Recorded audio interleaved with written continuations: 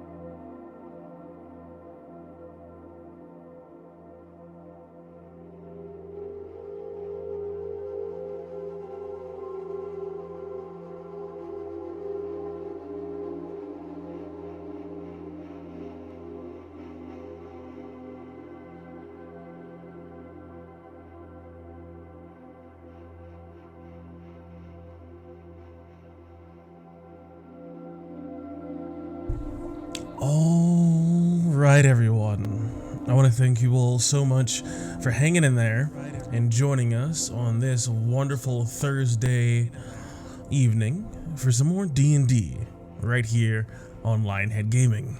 And since it's Thursday, that means it's time for some Song of Rapture. So, without further ado, Mr. Omen, I pass it over to you. Okay. So last time on Song of Rapture wasn't quite as thrilling or as daring as their last adventures have been. The valiant vanguard had found themselves nestled in the heart of the jewel of the White Sea known as Roka, They had completed a task that had resulted in the completion and restoration of a part of their ally. Luna's arm had gone numb after quite some time, apparently dealing with some strange, unnatural force in the Shadowfell resulted in a part of herself being destroyed or removed from her. And after tackling what seemed to be sort of a magical phenomenon, representation of her own self, seemed like along with the help of her allies, she was able to restore herself, and now they find time to enjoy themselves in the middle of the city. They had taken some time to meet one of the great leaders of the city, heard some news about the world, and now had something of a goal here in the city. But what exactly transpired and what exactly was told is not truly my tale to tell. So can somebody tell me what happened last time on the Song of Rapture?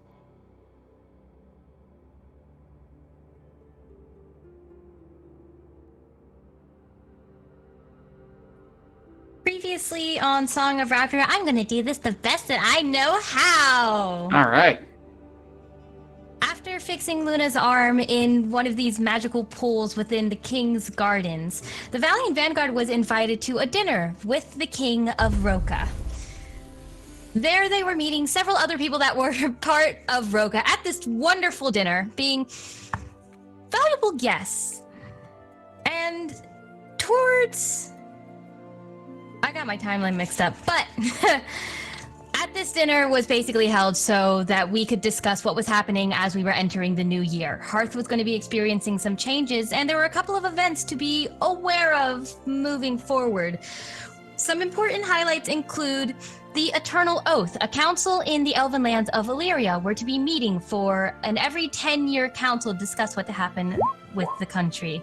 This will be the first time where members from Tyrion, the recently seceded Elven country, would not be on the council, and Persephone, being from Illyria and also being a noble whose family does sit on the council, was very curious about what it is that they could be discussing. There is potential that Illyria could be looking to strengthen their militia after being a little weakened from their previous civil war.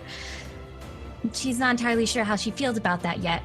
Meanwhile, on the other side of the coast, Tyrion is looking to, riding off of their success and their recent secession from the Illyrian Confederacy, is looking to expand. Because in Drakova, they are about to have a very long and harsh winter. Tyrion expects to take advantage of this and probably claim more land and territory for themselves. How Drakova could be handling this is currently unknown. There's recent talk about the airship that was recently revealed in the city of Crossway, about where it was going to go to and how this could revolutionize travel, not just around Mobia, but it could revolutionize travel all throughout Hearth. Being able to go through land unimpeded by the landscape, trees, or mountains, it's phenomenal. But there's not a lot of news as to who it would be accessible to or who would essentially be in charge of this travel as of late. This is a new innovation where magic and new age technology was merged into one. Later on in the dinner, we were having discussions with Tamar Khan and his brother over this friendly competition that they had, in which Tamar Khan explained to the whole group that he's actually one of three, one of a whole. The Monkey King in the Feywilds, every thousands of years, splits himself up into three, one of which being Tamar Khan, one of which being his brother, and a third of which being another brother of theirs that is potentially up in Drakova, according to rumors. They each get some sort of relic, or you can consider it a family heirloom of sorts, that's supposed to aid them on a journey in which they acquire allies, come together, and compete to see who would be essentially the king of their segment of the Feywild for the next thousands of years. And with that, he invited the Valiant Vanguard to join. And while Persephone and Samantha were very eager to say yes, Quill had two very important questions. One of which was, has he ever won? And he wasn't really direct, but it could be safe to say it's been a very long time.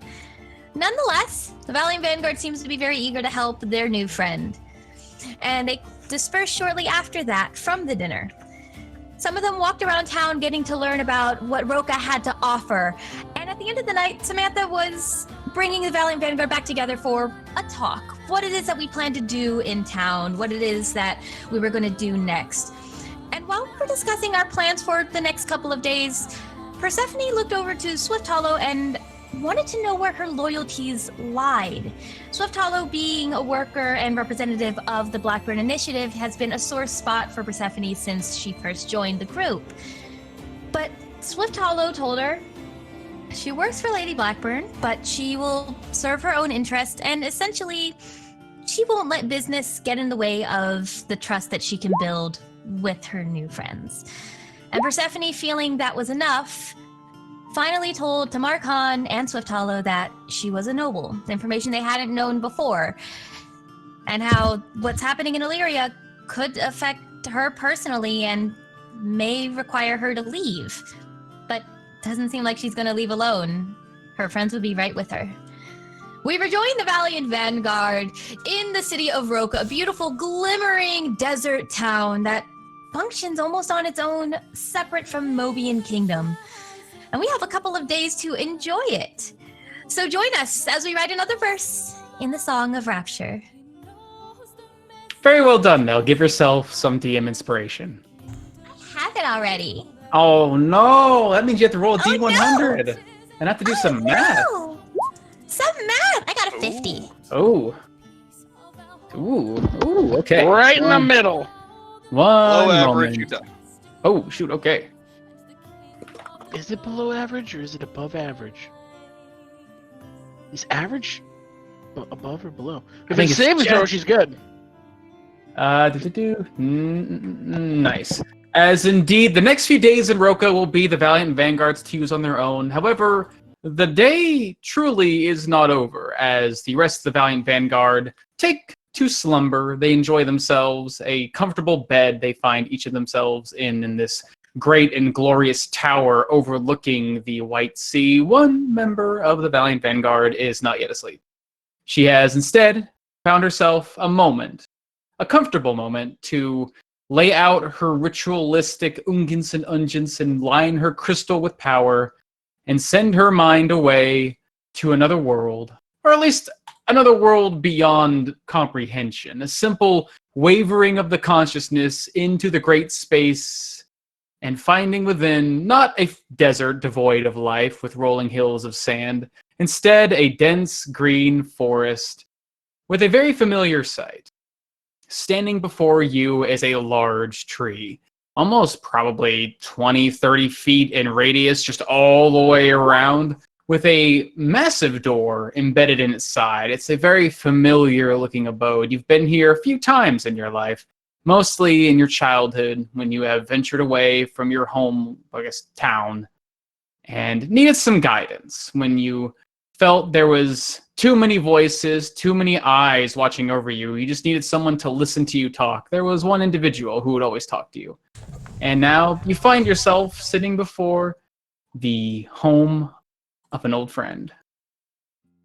Okay. I'm gonna make sure my flowers are lovely and everything is fine, and I'm gonna take a deep breath as I walk up to the door.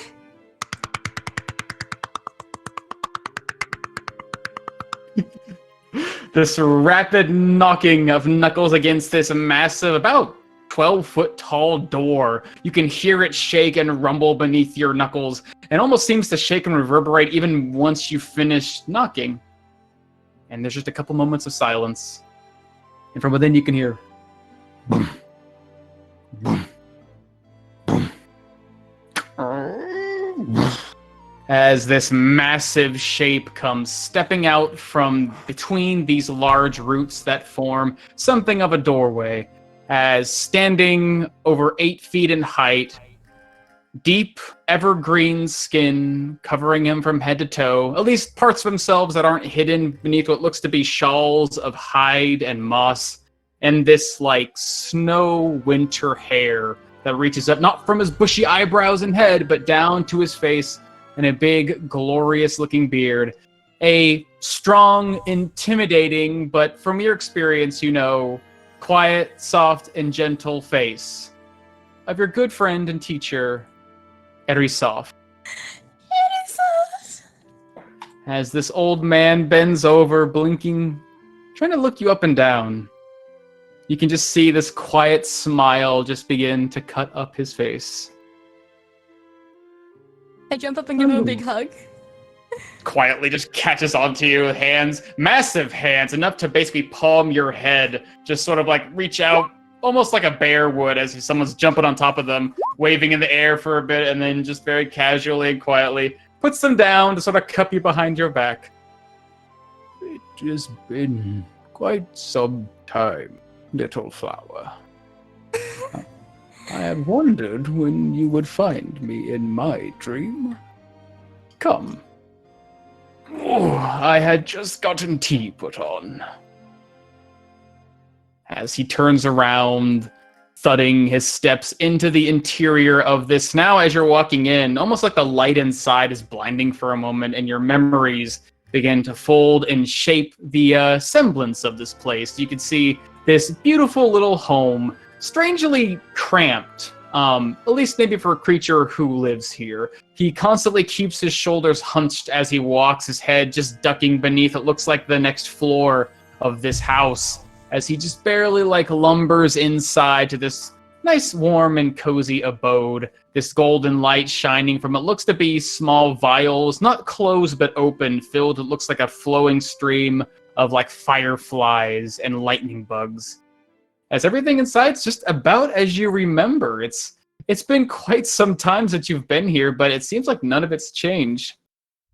And he sort of walks by, a big hand thudding on it looks to be a chair that looks perfectly pristine. A large cushioned green armchair, much too small for someone such as this size. It is what he has used in his time to offer you respite as he helps you to your seat.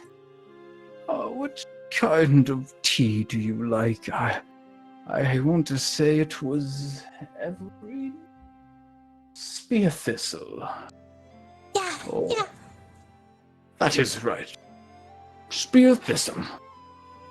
As he walks over and he puts his hand up to it, looks to be he opens up a drawer that seems empty for a moment, and as he reaches his hand inside, you could see almost to this in the same way you would, the air seems to shimmer, and just appearing in his hand seems to be the tea kettle and ingredients he needs, as he just begins to put together this small little kettle of boiling water. It is good to see your face, little flower. I had thought it would be much longer since I would see you. You were quite eager to leave these woods, after all. Honestly, I didn't think I was ever going to see you here, like this. I've been dreamwalking for months now. Well, controllably for months, a little longer. I knew you would come into your own eventually. So, you are truly stepping into the walking of dreams. A task thought would take much longer, but after all, you are a girl who can accomplish unimaginable things. How do you feel about this dream walking? Are you doing so responsibly? As he sort of just peeks over his shoulder at you. Persephone tries to keep a straight face, but grins bashfully. Well, I don't think I abuse it per se. Okay, so there was the times where I couldn't really control what I was doing, and then there was the time when I needed to... My friend couldn't remember a lot from her past, so I thought maybe she would see them in her dreams. So then I just went into her dreams to help her, and it ended up working out, and she forgave me for it, but it was still very intrusive. And then there was a time we had to do some research on finding and hunting a dragon, and it was a lot faster for me to contact a friend of mine in another town through his dream so he could just send books, and that way I could just eliminate the travel time of letters. And then I went into a dragon's dream and manipulated it, and then went into a dragon's dream again. And then there's Lord Arthur's dream. I guess I kind of use it a lot. It is a gift, after all, Persephone. A gift must be cherished. A gift must be honed. But it seems you do find yourself, at times, dipping yourself into trouble. You have always had a habit of finding yourself at the heart of it. As he turns around and these massive hands holding this tiny little cup on a tiny little saucer and just hands it over ever so gently. Thank you. I don't think I could have just made it this far on my own, honestly. After I left, I got into adventuring over in Mobia, and everything, all of my gifts started to come by really quickly after that. A lot quicker than when I was back here, seeing you whenever I could. You know, the funny thing about trees, Persephone, they cast shade across the entire forest. They offer respite to all the creatures and plants below. But without the sun, without the winter to weather, the fall, I suppose, fall. The spring to bloom, and the summer to shine. Even seeds cannot truly grow and show their colors. Some souls require travel and experience to truly bloom. And I believe that is what you are. A little flower.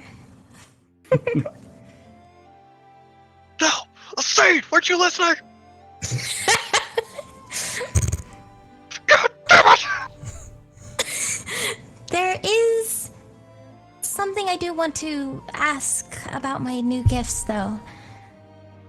As you said, I've gotten them faster than expected, and I check in with the spirits of nature and Fae, and sometimes I can understand how I've grown.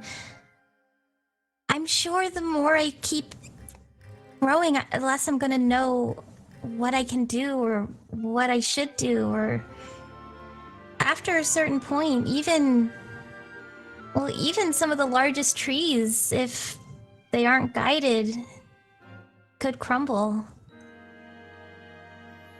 Do you think you do not know what to do, Persephone? Do you feel lost? Not lost, just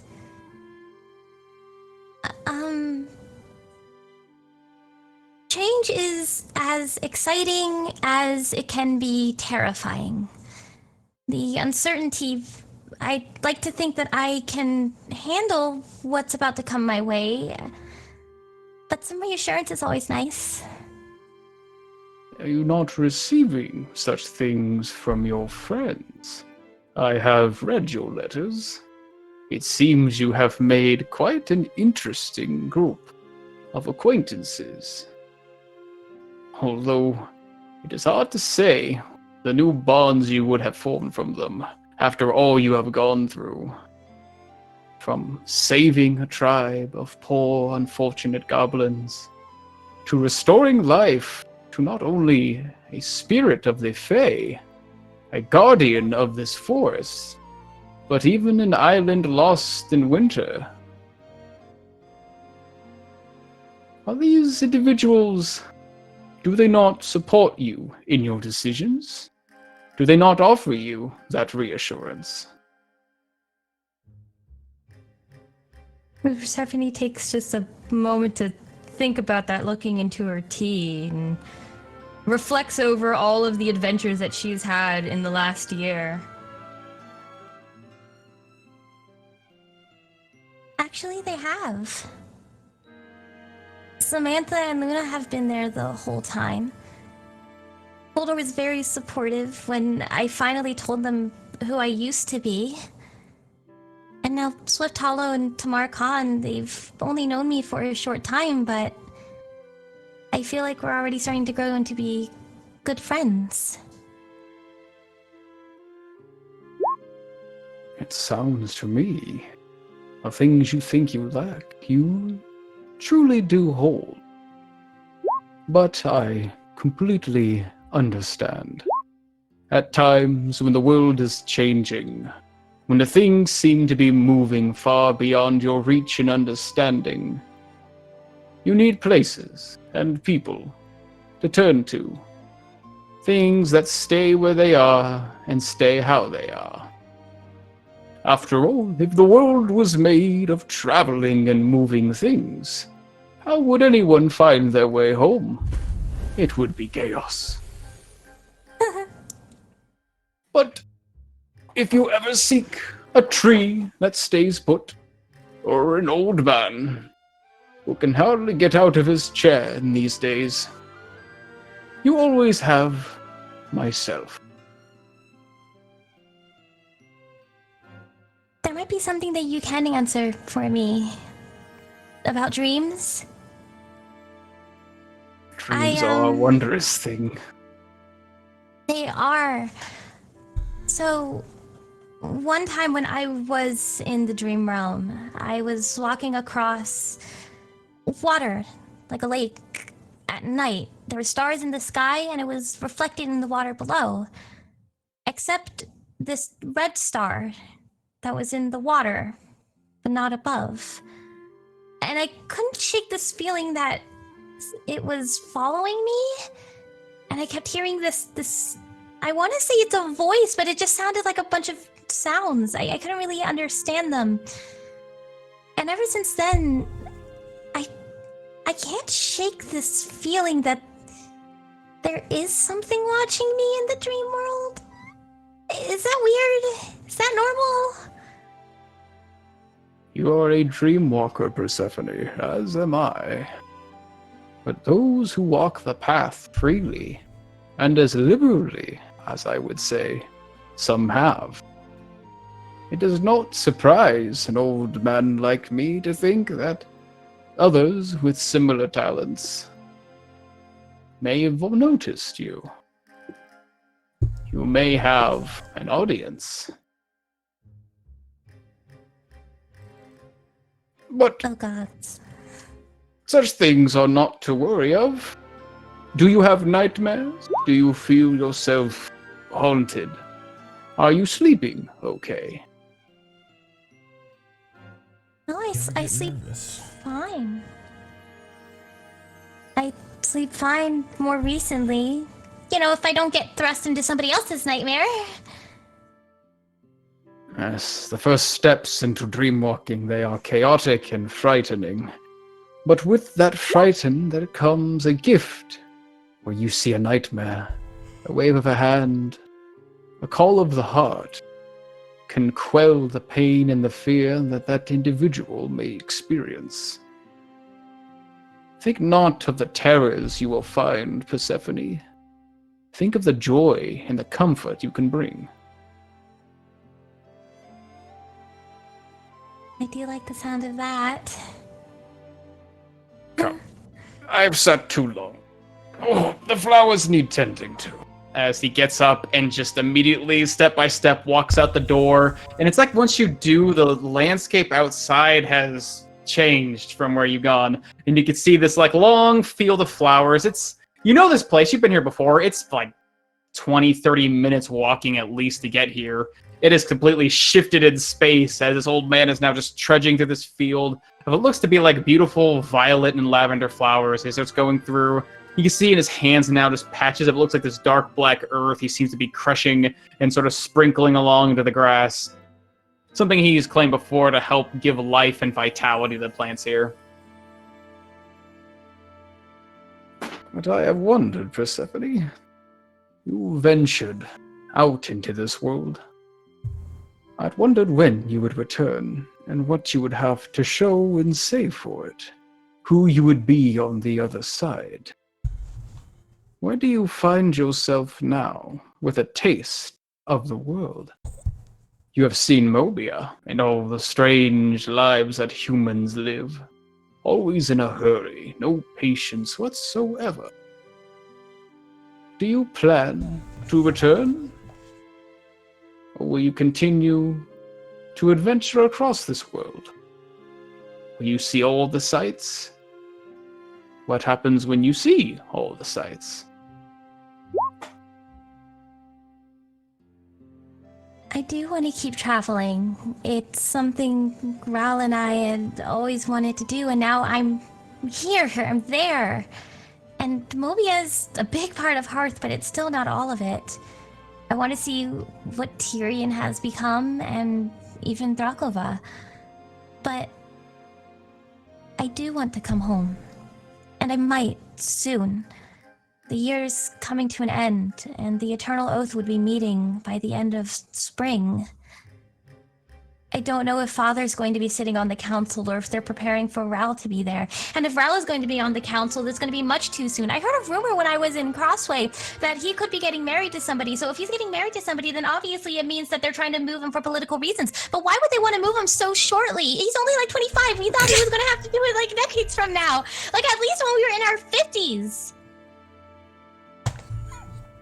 It has been quite some time since I have heard that voice move so quickly. I'd thought you'd slowed your pace in this year. But it is true. Not quite. Although I do not visit that city, it does seem that young Rael is being primed to not only rule over the presiding Inalin, but to become part of the Eternal Oath. Although I do not know if such things are related, Persephone. But there has been a stir in these woods. As he sort of just looks around, you can see again the grass start to shift and move ever so slightly. The Emerald Grove has been alive with spirits of the Fae. I believe, if what the birds and the angry badger have told me to be true, your brother may be wed to a Fae. What? Indeed, quite exciting. Such a thing has never transpired for quite some time.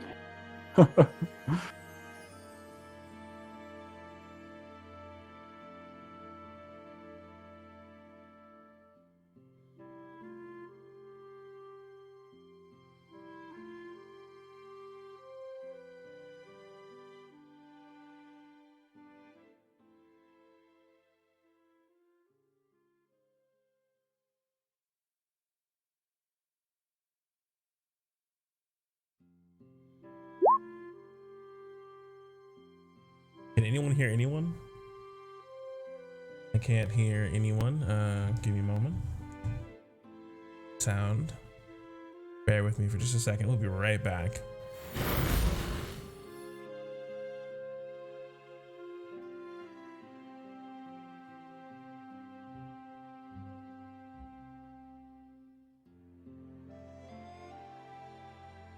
All right, give me a second. I gotta bring us back over. Clear comms. Clear comms. Clear comms. Clear comms. Thank you. All right, coming back in. These dreams, they often change the flow of air and voices and sound. But yes, a rumor has spread that the bride-to-be is none other than a Fae. A name, supposedly a queen. What? I do not know how such a thing transpired, but there has not been a wed from a mortal of this world to the Fae for thousands of years, since the dawn of Illyria. Quite an exciting time. I hope young Rael will be happy with his wife. I hope this is what he wants, but it doesn't make any sense. It's too sudden. And a queen? I know that we've always been worried about how the council would perceive us, but something just doesn't feel right about this. It's crazy, right? I'm not crazy. This situation is crazy, right? I suppose it might be. Yeah. Your brother is marrying someone against his will, I'm assuming. Unless he wishes. Perhaps he spent his time. Perhaps he spent his time in the woods as you. Perhaps he went on his own adventures. It has been quite some time since you've seen him, has it not? The old man just you're loves right. drama, so he's like, that must be against his will, it just must be. Where do you think Persephone gets her wrath from? Obviously, he's plotting to take over. If this is like any of the Fae tales that I had read back at home, then that means that this queen is actually conspiring to overtake the entire Elven Confederacy, and my brother is a prime target for that plan. Or maybe you're right, and after I left, everybody was looking for me, including Rel, so he was probably more active in the forest, or maybe he needed time to refresh or recuperate from all of the stress of me going missing and everybody panicking because I'm missing, and then just went into a forest and probably met a Fae queen like I met a Fae lord who I dated for a couple of months, so it could be very plausible, actually. These are wondrous questions, Persephone, but the world around me does not speak ill of this ceremony. They are excited. The Fae life wish to see this ceremony. It is brand new. It is calling to the animals and the spirits of these woods. It is a time to be excited. But if you have your concerns, if you worry for your brother, do not let your mind and dreams be plagued with questions unanswered. You may need to speak with him. I might.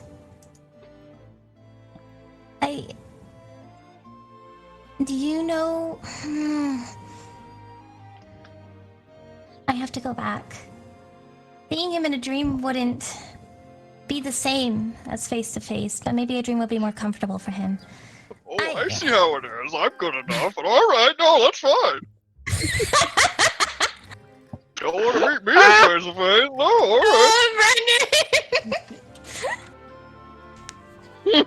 alright.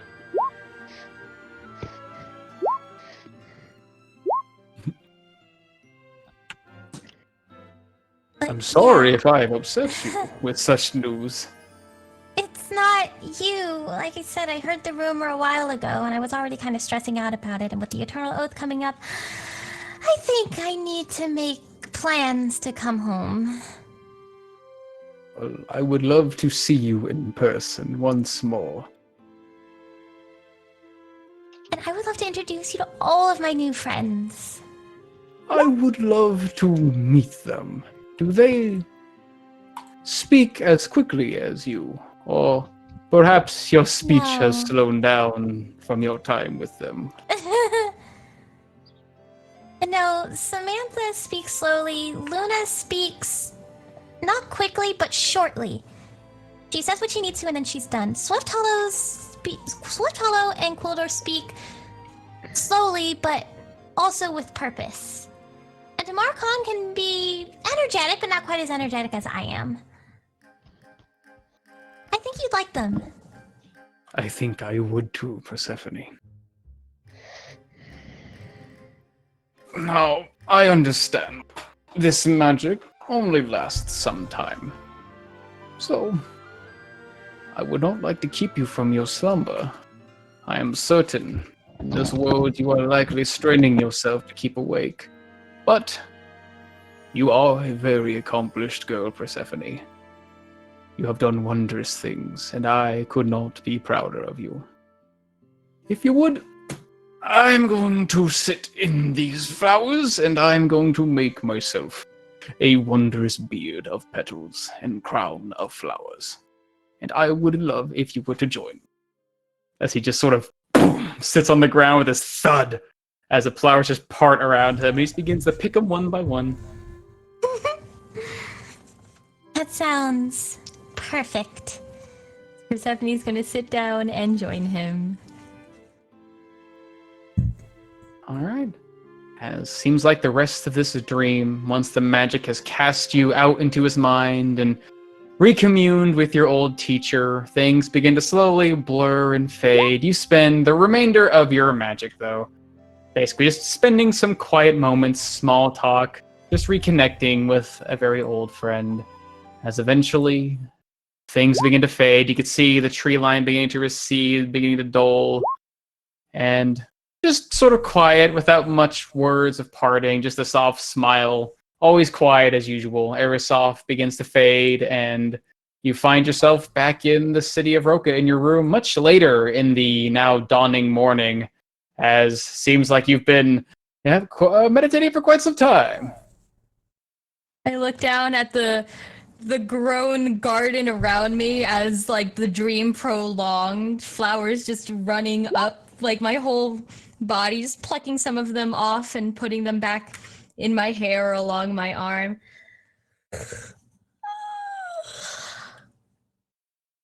A Fey Queen, though. All right. I was like, guess I'm tired and I need sleep. Persephone goes and gets some long-needed rest, but now with possibly more questions in her mind than answers.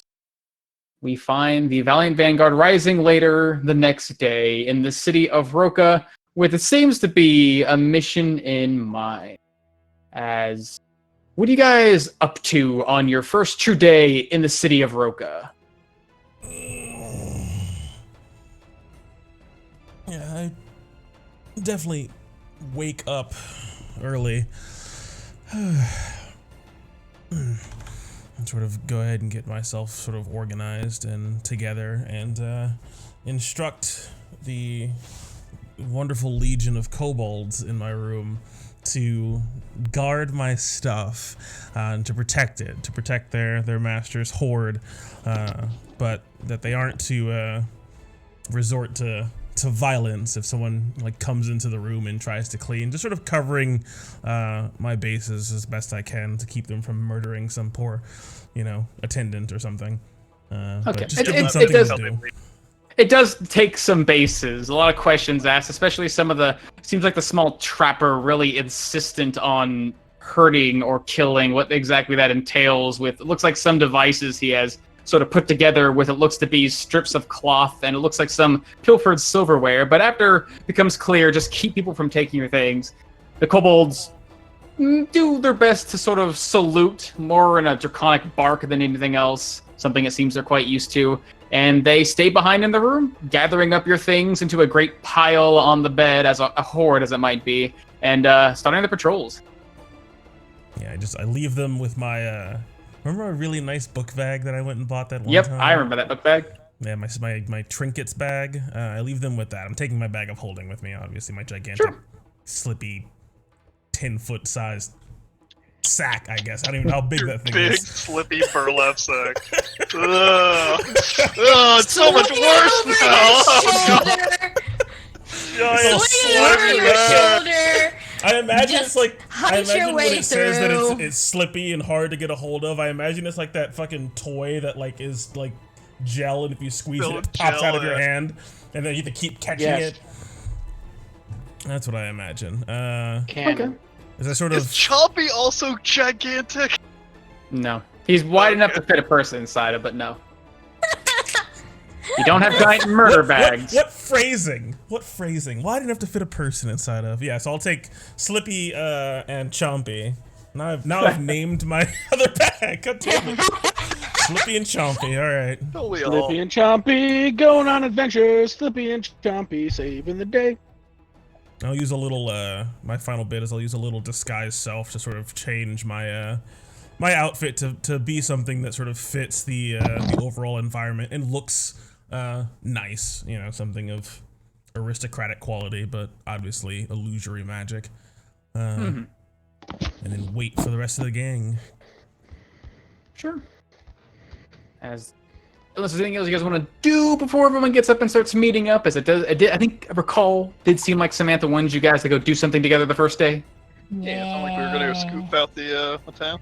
Mm-hmm. Yeah, we're gonna check out the arena. Yeah, our itinerary takes us in yeah. a straight line, then once we come out the other side, we all we split up. Scatter. We do nuclear fusion here. We run like somebody broke a window. You commit. I You commit stayed single up player. pretty late last night, so I'll probably sleep in as late as they allow me. It seems like you and Sleeping in. Persephone. Yeah, you and Persephone are definitely the ones sleeping in this place. Oh yeah, I got up like at 5 a.m. and beat the shit out of Bran. Yeah. So Yikes. yeah, get up early because that's right. You and Bran wanted to go train that day. Yep. No What- training. Just beat the shit out of So what exactly did you do, Kuldor? Like Beat the shit. dragged him into an alleyway and never mind. What was your first day of training like? What did you have Bran do? Oh, it's all about the shield. Just giving him his shield and teaching him how to defend himself? Yep. Nice. Good shit. Yeah. Let's see. His shins are fucking bruised because he kept blocking high. Oh yeah. He didn't seem to. His concept of being a shield was the most rudimentary form of I put the shield in front of me. Whenever you tried to swing something at him, he just raised it, but it was always just up against you. But you quickly showed him that that shield has to move. It can't just sit in one place. Nice. Yep. Let's see. Roll me a straight wisdom check. Let's see how much wisdom you've imparted onto this boy. Oh, that should be interesting. Nice. Average.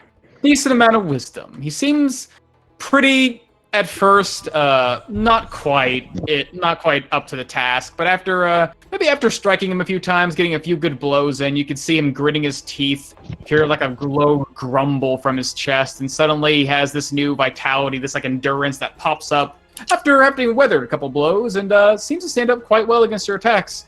He's learning the basics at least pretty quickly, although you still have to remind him he needs to strap that shield on. He just kind of carries it with him. Yep. Okay. But besides that, is there anything else you want to do in the beginning? Otherwise, you guys are moving your way on towards the arena. Cool. I am not in my disguised form.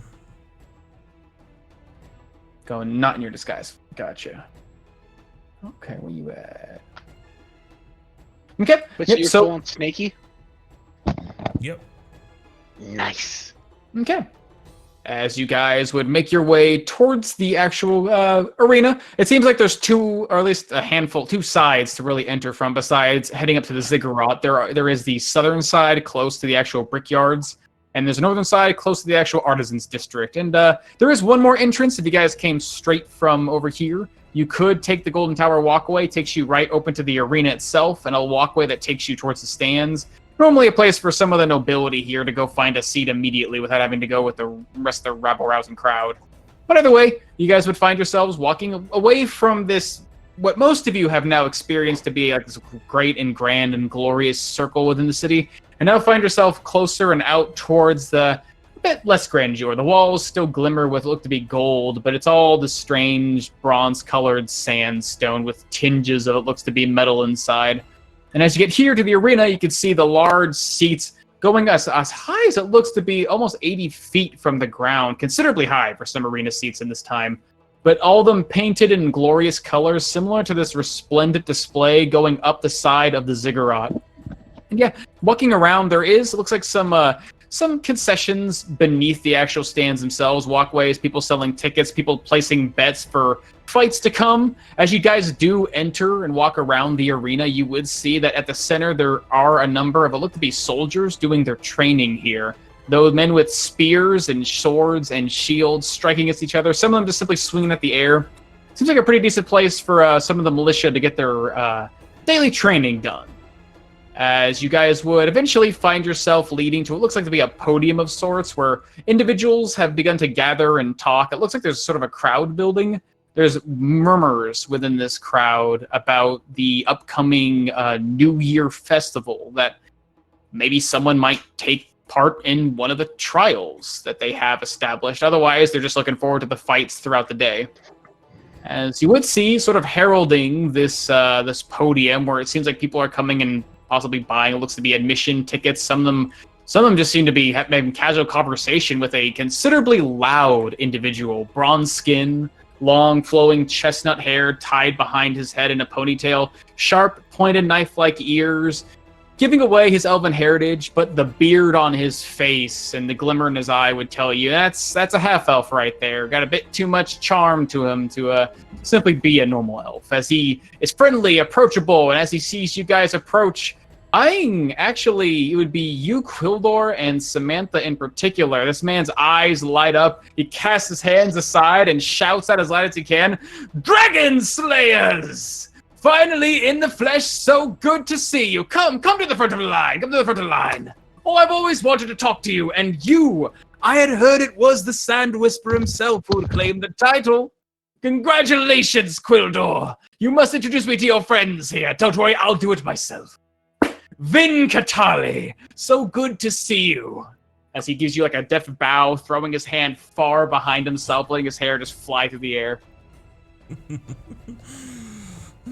I like him. Do have a flair for the extravagance, do you not? Oh, certainly, there is no other way to live! In this city so close to the gods, all things must be great and resplendent. I'm inclined to agree. We've seen the palace. Oh, I'd expect none less, I heard from the Wizard King himself. You would be visiting this fine city, and I'd hope to see you walking towards this great arena. Dragon Slayers, you all hear it. The title rings with power. Would you like not to see that power in our arena? What do you say? Would you like to join a fight? Join the festivities? Fight yourself a monster? Fight each other? Fight anyone? Vin, we are not going Yes. to join a fight. We are going to be the absolute crescendo for your festival. Oh, are you insisting you'll take a trial? I will let Samantha negotiate that. What are trials? It's a crescendo. It's similar to an apex. We would be quite interested in hearing what these trials entail. Well, they are specialized, facing combats, you see. Those who enter the arena may make requests. They find a beast, they hear one has been captured, or perhaps they have a rival in town and they wish to fight them. They may orchestrate a fight the world of this city may bear witness. A great glorious combat takes place, and the gods are pleased. But every year, special occasions, especially the new year, we open challengers to take part in one of our 3 great trials. Trials in which they will face not only creatures that walk this land, those dangerous, those trained for war, those created for war, but those who have since fallen. Those who the magic of our ziggurat, the power we hold here, has granted them a moment of new life, so that they may stand before the glory of the gods once more, and fight in glorious combat. Although I can say, these trials are deadly. Although you may claim mercy for yourself, your enemies may claim mercy, you may not always find it. The teeth of beasts and the claws of monsters, they do not often know mercy. Neither does a dragon, Vin. Oh, I like you. Well, Most people if I were don't. to guide you in one direction, if you wish to fight another beast with claws and teeth, I would advise the trial of the beast. You would fight monsters across this land, large beasts seen in the far north and the far east and west, even in the heart of this desert itself. You would fight monstrosities of strange proportion and power, those captured and since held captive here, ready to slay their evil and show the crowd just how much power the world of men holds. And if you were to make it past these trials, you would grant the honor, the privilege, to fight the scourge of the White Sea herself, Pharaoh, the great serpent. But perhaps you are tired of claws and teeth. I look up at Samantha with like a knowing yikes. Indeed. Samantha sort of leans in. Who is this Pharaoh? In the early days of mankind, when the world was first touched by the human gods, serpents spread wide and far across this desert, Samantha. One in particular was not a man or mere beast. It was a creature of great avarice. So much so that it ate everything in front of it. People claimed it was one of the lost Titan born of this world, but perhaps it is, perhaps it's not. It is a grand creature that eats, and those who cut it apart, those who cut into its belly will find only more teeth. Slaying it is no easy task, but slaying it was, and dead it lays. But for this trial, the magic of this ziggurat would bring it to life, to fight once more. Only those in this generation, but one has slain it. Well, two, really, but only one remains alive. I'm sure you've met the great Ramses, a personal friend of mine. Why does that interest you? I see a smile on your face. I see a thought in your eye. I may have just had the slightest inclination of what it is you describe. A famous, massive creature. But it is interesting. As she sort of, Samantha just manages to grab a hold of just enough wisdom to swallow her pride at something else being described as such, and wants to hear out what the other two trials are. What else do you have to offer? Options. Always respectable. See the other options before making a good deal. Excellent. We'll be on the world of beasts and claws and teeth. If those are tiresome to you, you have slain a dragon, after all. Perhaps you wish for a change of pace. There is the trial of the warrior. Soldiers both alive and once fallen, adventurers who have come across this land, guided by the nobles, perhaps even from the far reaches of Skyreach, may wish to participate. You will fight men of armor, men of cloth and book and magic.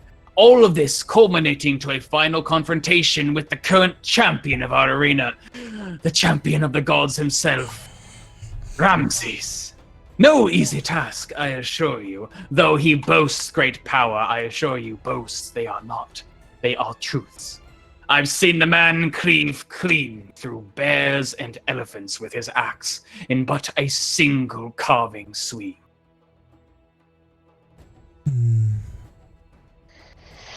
Interesting. Ramses is quite famous. But what is it you're holding in your hand still? The last card you've yet to play. To face beasts of teeth and claw, they are creatures bred and changed to fight. Men wear steel and wield magic.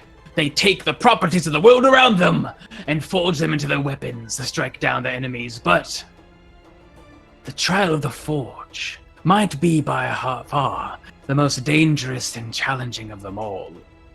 We here in Roka specialize in magics that animate and change, objects that move on their own, move with their own life, constructs one might call them. You will fight a varying degree used both for war and for protection, culminating in fighting an ancient spirit who resides within the heart of our ziggurat, the guardian of the gods itself, the Eidolon.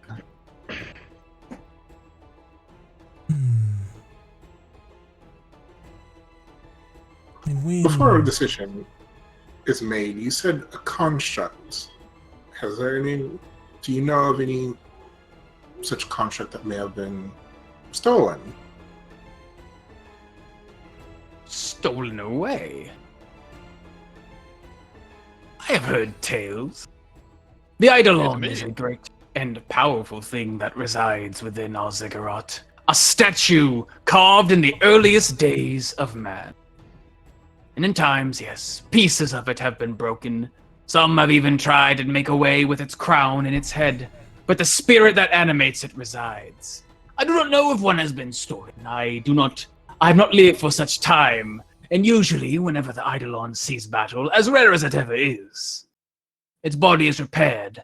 Broken pieces are replaced. Why? Have you heard rumors? No, it just seemed sort of coincidental.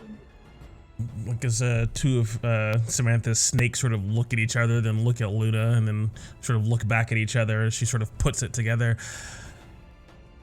Do you all sell those constructs? Not something like the Eidolon, I'm sure, but something lesser. How do you mean? I understand that certain individuals in town possess the magic, such as our king, to animate armor, bodies shaped like humans, bodies even shaped like animals. Yes, but And if yet, someone brings enough coin, would they be willing to do it for them? perhaps, I would think why not? Takes time and effort, but time and effort are worth money to some after all. No matter. Let me... A good leader checks with those that she leads. But I have an inkling of what it is I would be most excited to take on, Vin. So I'll let you work the crowd while I discuss it amongst my allies. Very well. Excitement, enticement, and even a touch of uncertainty. Perfect entertainment. You hear that? The Dragon Slayers have come and they wish to take part in a trial. Which trial that may be is still unknown. Let it circulate among yourselves. Rumor it if you must. Place bets if you will. I'm taking all contenders. So I'll Bets on what trial we'll pick? Try to pull Vin closer for just a hot second, just a quick, I need a parting gift, like so a to speak. spicy moment. Yeah, spicy moment. If I wanted the name of the Valiant Vanguard to reach the farthest peaks of Drakova, in the farthest realms east and west, what would be my best bet, Vin?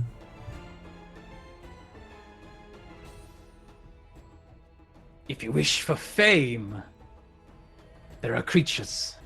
Pharaoh herself is widely known by ancient creatures of this world, ancient beings such as elves and dwarves.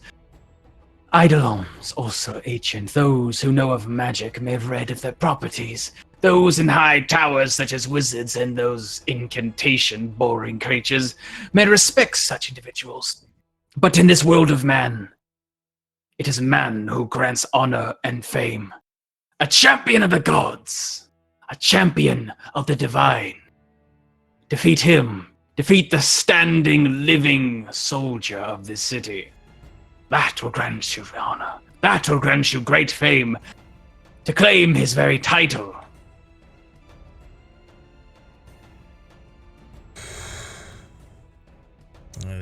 Samantha sort of releases him because she sort of probably pulled him by the shoulder to sort of lean in and whisper into the ear. And she sort of feels something that she has tried very hard to suppress these last few months sort of begin to burn inside of her chest quite feverishly. A desire to take, greed and avarice burning in her chest. And she turns back to the rest of the group.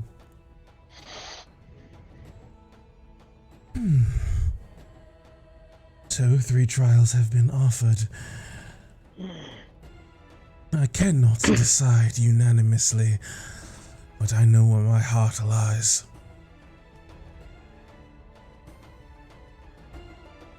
Where? Well, all of them sound like they will bring great fame to the Valiant Vanguard.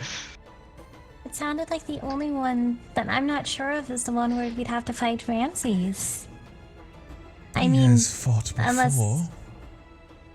Right. Oh, but it sounds like But something that would bring great honor to the Valiant Vanguard. To Ramses take down the one was a champion. As Swift Hollow brings her hand up to her mouth and then activates the ring.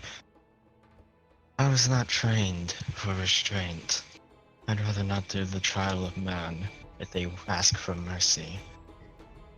There is only one that is only available once a year.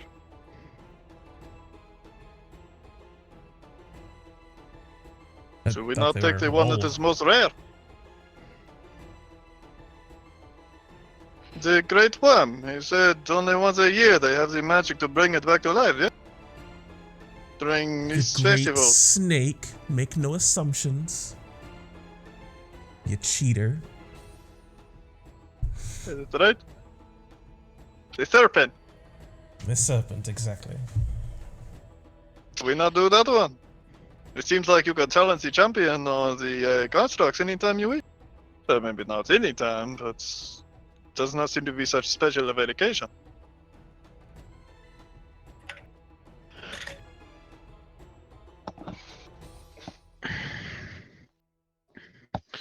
I'm fine with either the constructs or the serpent. It does not matter. What matters is us winning and bringing glory to the name. I just hope for a good challenge. I need to test some things. Okay. And so your concerns for the challenge of man is this the stakes of which they stake their lives. Yeah. Part of adventuring is going out to kill creatures. And I had to come to terms with that's just how it's going to be, but killing someone for fun, for entertainment, it's not me. But I do have healing magic. You wouldn't need to stay dead, I guess. I can see where Persephone is coming from. If anything, I'd probably just go for the reawakened, I don't know, mummy thing. Or again, the construct. Okay, so snake or constructs? The snake sounded pretty neat in terms of a story. It's only been beaten twice, but if I understand Ramses correctly, he has never been beaten.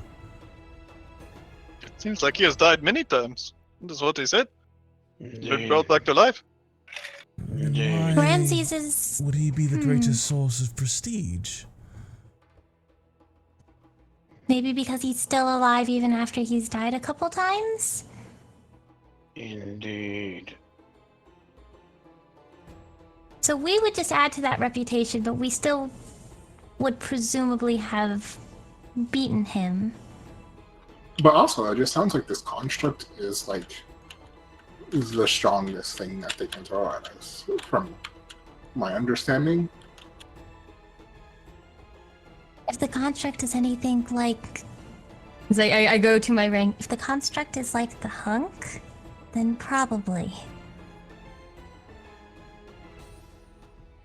I imagine it's worse. It has the spirit of the Ziggurat in it. We don't necessarily need to throw ourselves against the sharpest possible rocks. Just the ones that the most people have heard about.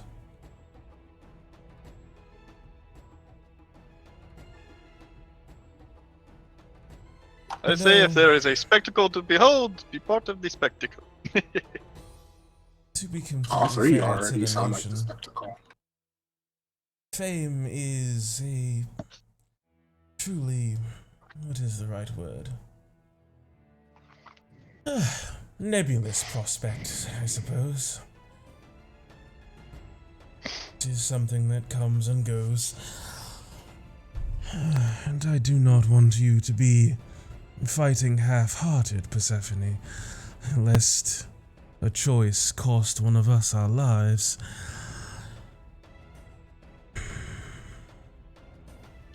I put my ring up to my face. Samantha, would not killing an ancient and powerful snake do aid for you against those serpent cults that you wish to eliminate?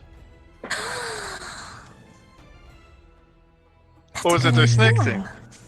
Do you not like fighting snakes? Yeah, that was gonna be my next question. I do not have a problem fighting lesser snakes, no.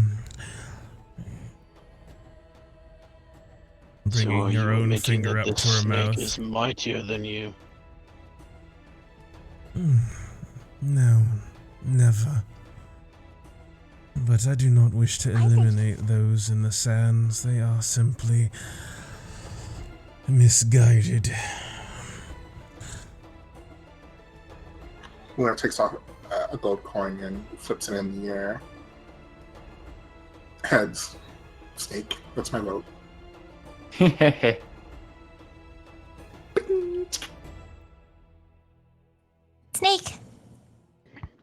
It's when Coins fortune decided- favors it.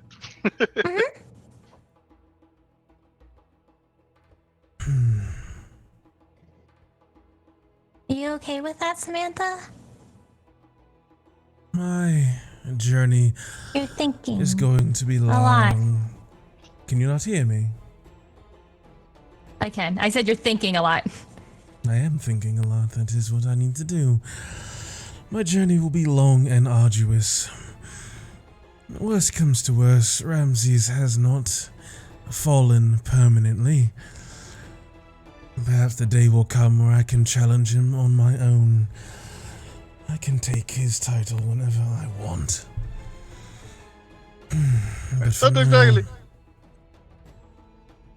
But now I can temper my avarice. Especially since I cannot do this alone. Vin! The snake.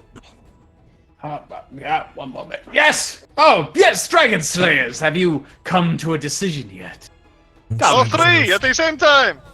Oh, three at the same time! Who bet on all three at the same time? All three at the same time it is! And if I had I'm glad we got that decision out of the way. Now to the next stop! Oh, God! I mean, to be fair, they'd probably fight each other.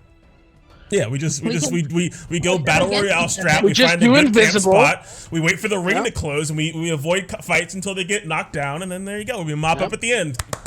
Run it back. So all of them at the same time, then. Good We times, already good have a times. plan.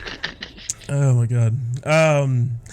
Vin, as Samantha sort of just like as minorly as she can considering her stature, sort of puffs out her chest and sort of lets her snakes come up a bit more actively, not hostilely, but just more animated, making herself a presence to behold, to be sure.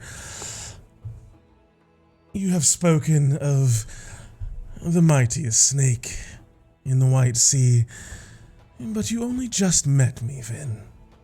This pretender you hope to summon will be dashed to the stones and sands at the beginning of the new year by none other than the valiant Vanguard.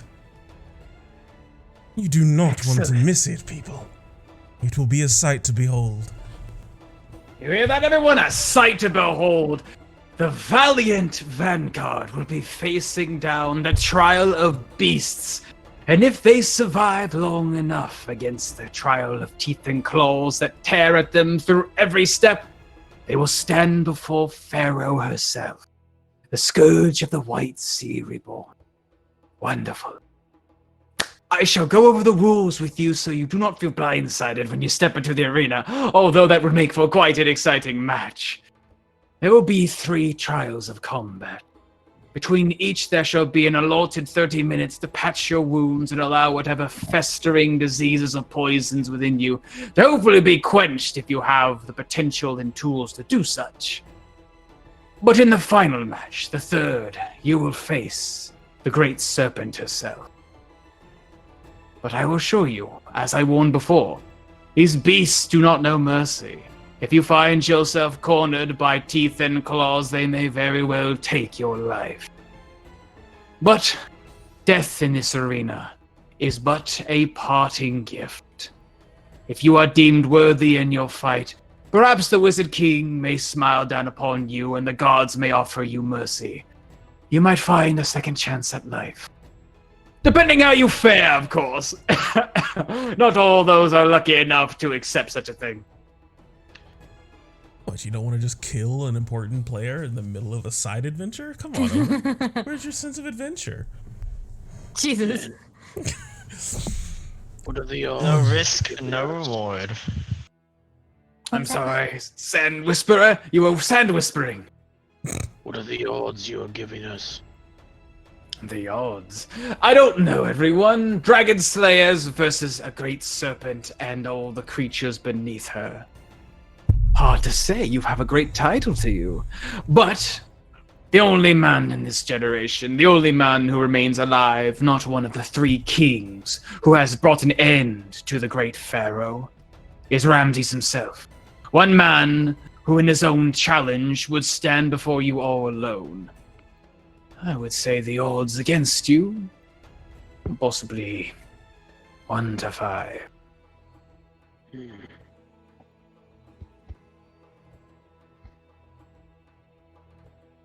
Although I will ascertain you, there is a reward to this challenge. Not simply honor. Those who complete the trial and survive the other side not only receive the title of champion, and will be heralded throughout the year as such, allowing your title to spread and echo throughout the land of Mobia, but you shall each receive a prize, a collection of treasures and jewels. Those to take home with you, to show the majesty of your efforts. Treasure, of course, fit for a champion. And if those wish to find a resting place at the end of their great journey, a place where they know they will not be touched or desecrated, you will earn a place of rest within the ziggurat.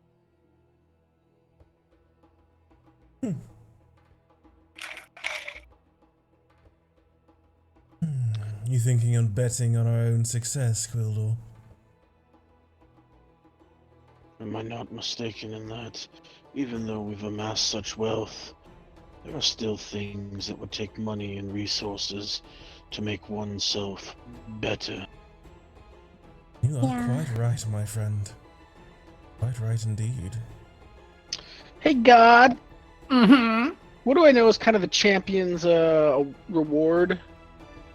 In terms of like jewels? This event, yeah. Oh yeah, it's a pretty big deal. Ramses was the one who actually won the last time, and it's sort of how he makes his great wealth of living here.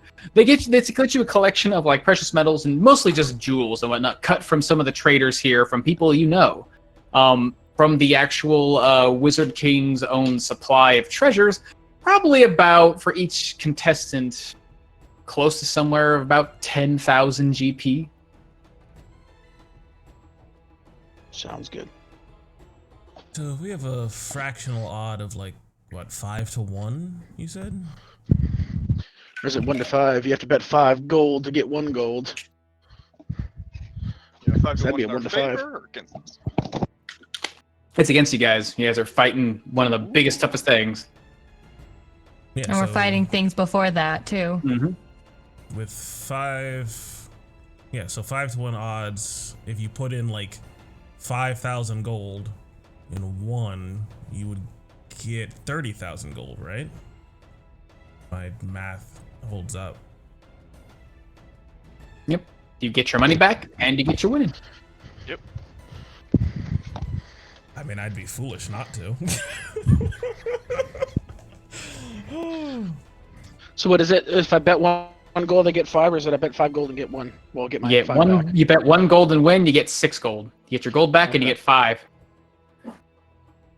But yeah, seems like it's bet against you guys. Although odds are considerably high, seems like your title of Dragon Slayer has sort of given you new little lease. Yeah. It'd be much more in the Pharaoh's favor if we hadn't killed the dragon. Yeah. Then, if I were to place a bet on my own survival or on the Valiant Vanguard's defeating the Pharaoh, when would I place such a bet? It will take the rest of the remainder of the day to fill out the paperwork, to let the king know and gather his magic, allowing you some time to change your mind if you feel uncertain about the task, but by tomorrow and the next day, any time before the fight begins, the bets will be cast.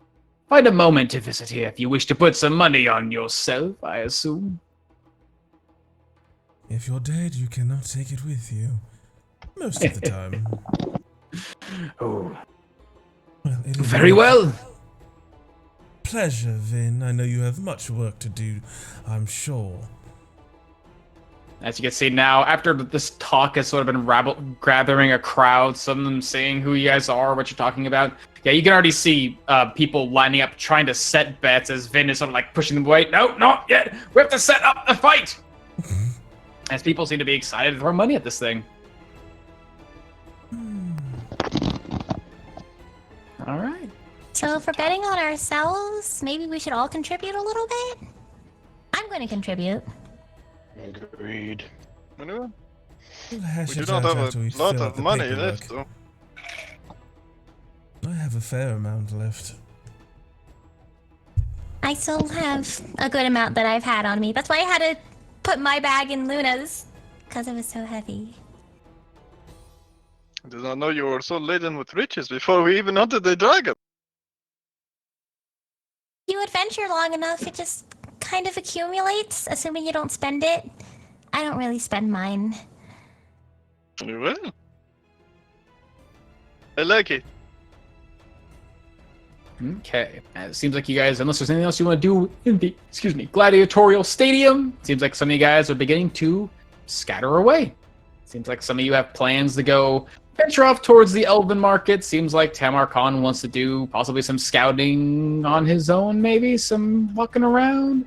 Luna going off with Samantha up towards the Ziggurat. It seems like they got business there. And Quildor meeting up with artisans and the like to try and get some stuff established. It looks like he's trying to... What are you guys doing on these little off days? I'm just hanging out with the party most of the time, and then the afternoons I'm hanging out with my brother. Plus Gotcha. there's shit we're doing in the afternoons. Sure. Just spending time with your brother. Hanging out in little elven town and then getting into a little gambling shenanigans in the Warrens. Mm-hmm. Yeah, I spend my my off time after the ziggurat, sort of getting myself familiar with the noble district and the gambling within, and wanting to make a stop or peruse the artisans district as well. Okay. Yep. Noble district and caravan district. I think we're all going to the ziggurat.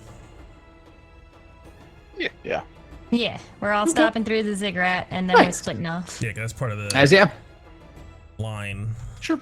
Sure. So then as you guys would enter into the actual arena itself, getting a feel for things, it's a pretty wide stanced arena, rectangular in shape. You've seen some before in your lives, I'm assuming, usually large round domes allowing equality on both sides, but it seems like this one is meant for more of a variety of fights. There's these large pillars in between that offer cover, but nothing so much that you can discern from your eye. Maybe they would fill this thing with water at times for naval battles, but it seems pretty old and archaic.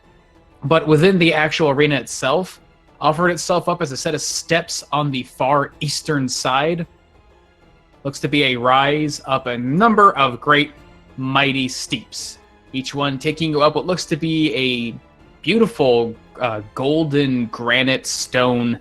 Its walls seem to be lined, almost look like painted until you get close and are actually able to put your hand on the wall itself. And it looks like the stone itself is just of that natural color, like a purple or a violet. And you go higher to blue, higher to a slighter, like a teal to a green to a yellow to a red. This very beautiful, resplendent, like gradient of colors, like a rainbow, going up the edge of this long and now apparently wide or kind of tiresome climb, about 200 feet in length, about 100 feet or so in height, just climbing up steps.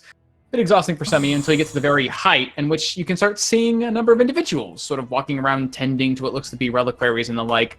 You can see some individuals laying out looks to be golden discs with the marks of Sune on the highest peak of this pyramid, wearing these long flowing golden robes with streaks of brass and looks like white satin on the shoulders. Look like they're you think of them to be Sune followers, but instead they actually have these golden marks on their backs and chests in the shape of what look to be balanced, like a scale, like a balancing scale, but dead center between their shoulder blades. And yeah, sort of talking to amongst them seems to be a familiar face you guys had met at the dinner, a beautiful looking, dark furred, and sort of with golden eyes meeting you with a bit of excitement at your approach. It looks like the head of what looks to be the Serene Eternity, these clerics who tend to this place, Ailuros, as she smiles and welcomes you forward. Welcome to the Ziggurat, bringing you closer to the gods. In the light you shall bask, in the darkness you shall see the silver moon of Malar. Within the depths you shall feel the heat and warmth of Sylvanas' world. And within its people you will feel the love of Evandra. All of the gods reside here. All of them. Those of olden time and new. Why do you wish Oh, for the a good tour? ones. Do you go sort of looking around this sort of top level? Uh, is there like an entryway or something? Do you go down from the top? It looks like once you get to the final steep, there's no more to climb. There's like this big old like necropolis looking thing at the top, and then once you do, you can walk inside. There's this large pillars surrounding you, and from within, you can see it looks to be like staircases going down inside. It seems like to actually get into the tomb the way you guys came, you have to go up and then go down. Although around the other side, you do see there are some entryways, although they're not as permitted or as open as others. These would be like these large tomb sides where it looks like clerics are sort of filing in and out of with items. Most of them seem to be linens and wrappings. As you wish, she would show you inside. Would you be so kind as to give us the guided tour, so to speak? Oh, certainly.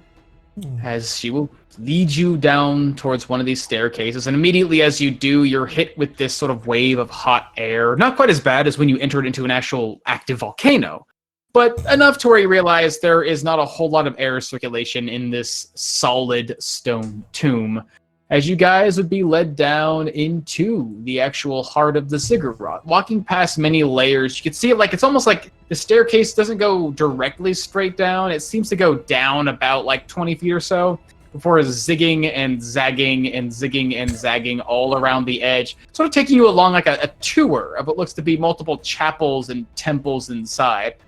And as you walk, you can see the signs. Of course, the top layer seems to have the marks and symbols of Sune, the goddess of the sun. The next layer lower, you can see what looks to be, the sprouting. It looks like the beginnings of, looks like balance and order. You can see everything in neat supply and design. Markings of steel and shields of weapons forged into the walls. And very reminiscent of what some of you have seen in churches of Tyr, the god of justice. And of course, just below that, you can see it looks to be more of a wild tempest. The stonework seems to be carved almost haphazardly, not in nice little hieroglyphics and symbols, but looks to be harsh carving swirls like you might find in almost like a madman's cave.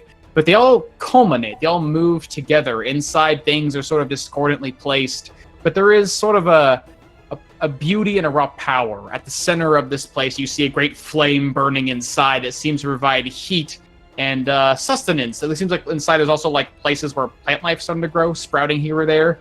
Almost seems like this place is somewhat preserved in an area that I guess you could only really consider the Temple of Talos. And below that, sort of reaching down through roots in the ceiling and lining the walls with patches of green and moss. Immediate relief from the heat that you've been feeling is this damp coolness, like you're in the heart of a rainforest away from the sun.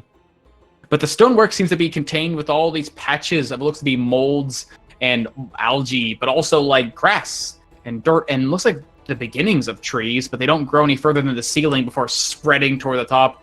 Looks like a contained area where Sylvanas would live. And of course, inside, you can see small creatures. Some of them, not really expectant here in this tomb. You see, it looks like rodents of sorts with long, poofy tails. They look like to be squirrels, but instead they're clinging to the ground. They don't seem to climb too much.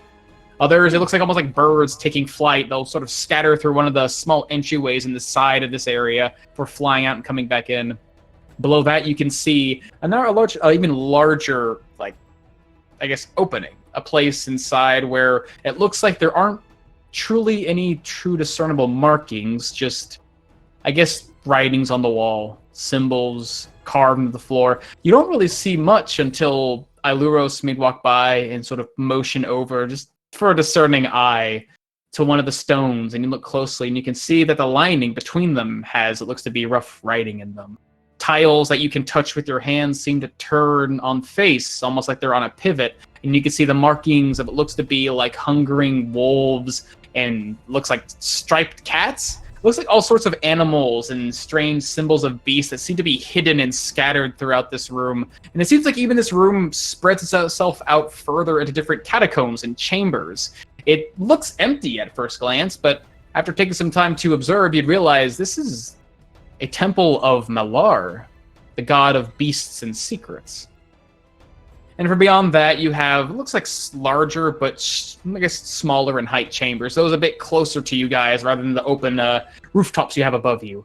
You see those filled with, looks like rolls of scrolls and books and tinctures and the like. Many of them seem to be tablets, actually, not so much paper. All the paper seems to be somewhat gathered into big bookshelves, but most of it seems to be large tablets pushed into the wall like large pages of books. All of it written, and it looks to be very elegantly preserved elven writing, and symbols of it looks to be elven individuals, statues of the like. Some of them in many different forms, some of them with no hair or a single eye on their forehead, others long, flowing, beautiful hair with markings of eyes placed into them as if tattooed. You'd recognize it as the Temple of Ioun. And from the further beyond that, it's strangely enough, a weird place here. Almost seems like what would supply the Temple of Tyr is a workshop. It looks like places that are, the walls themselves, although they're made of stone, they are lined with plates of what look to be metal, and it looks like flat, hardened earth, like porcelain. It's pretty beautiful, almost like a small palace inside this place with some pristinely created, others rustic and broken in need of repair. It looks like tools and the like. You can see some of the actual clerics in here seem to be tending to these things as a smith would. As you'd recognize this with the harsh Karvik runic writing on the walls and the small, stout statues and long flowing beard. These assume this would be the temple of... looks to be... more... oh god, my brain is melting. Oh no. What is his name? Tomb of Moradin. Moradin, Yeah. that's it, thank Yeah. you. Oh, Lord. God's got big brain. As you see the Tomb of Moradin, the god of craft and that which is worshipped by the dwarves. And beneath it all, you'd see this long, winding tomb. Strangely enough, it doesn't, not what you'd expect. Those who would understand the change and trend you'd find here in the ziggurat, you would find below you a tomb. As several coffins and sarcophagi sort of pressed up against the walls, some of them nestled right next to each other, with names carved in common, and it looks to be possibly ancient Elvish. You would see, it looks like this place down here is where the dead seem to be preserved in their greatest number, and this depth goes further beyond the actual pyramid itself, deeper into the ground. It is the final resting place of individuals, those who are given their due diligence and final, I guess, passing peace, preserved in linen and tended to with love. But you don't see any symbols of Avandra down here. You don't see any symbols of truly, I guess, the Raven Queen. It just seems like sort of its own separate tomb. But yeah. Unless there is anything else you wish to see. There are many corridors in this great temple. There are other divinities that people hold true to their hearts and revere if you know where to find them. I may guide them to you if you wish.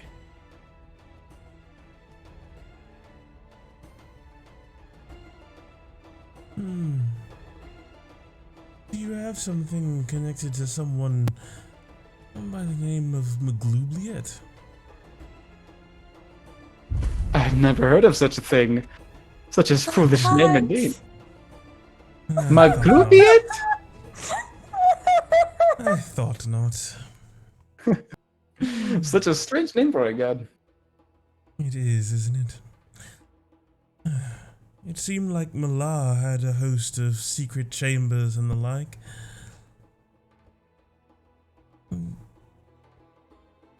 If you're going to spend some time, I think that is where I would go. It has been a while. Looked into Mela and his wasteful ways. Perhaps that might be some place to see if we can find our own secrets in this tucked away little tomb. Away from the restful dead. Very well. If you'll come with me, we shall return to the height.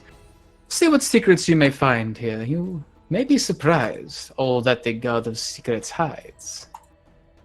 As take us some time, about 30 minutes, total 30 minutes being here, going back up to the room. Yes, find yourself in that strangely empty room, but now with a bit more clarity and understanding of how it works.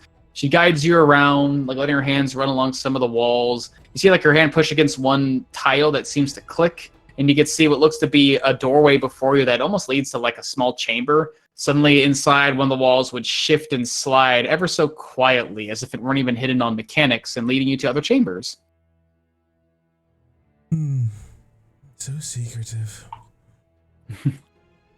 That is yours to explore. I may offer guidance for those who seek wisdom, who seek information, but let's see what you may discern from the God of Secrets, as unless there's something you guys want, she'd leave you guys to your own doing, just looking around.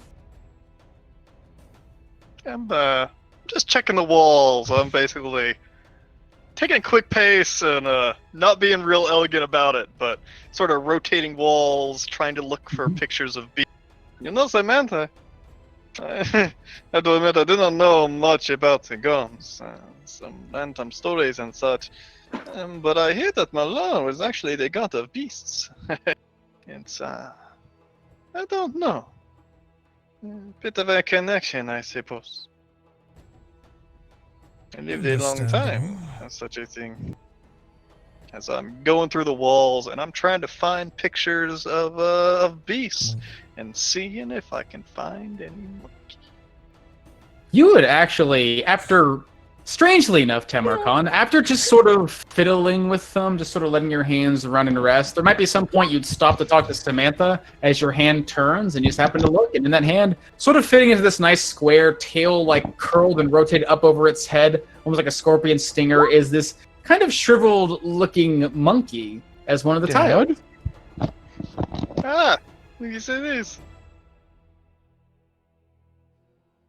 Oh. Well, I didn't think they'd capture your likeness so well.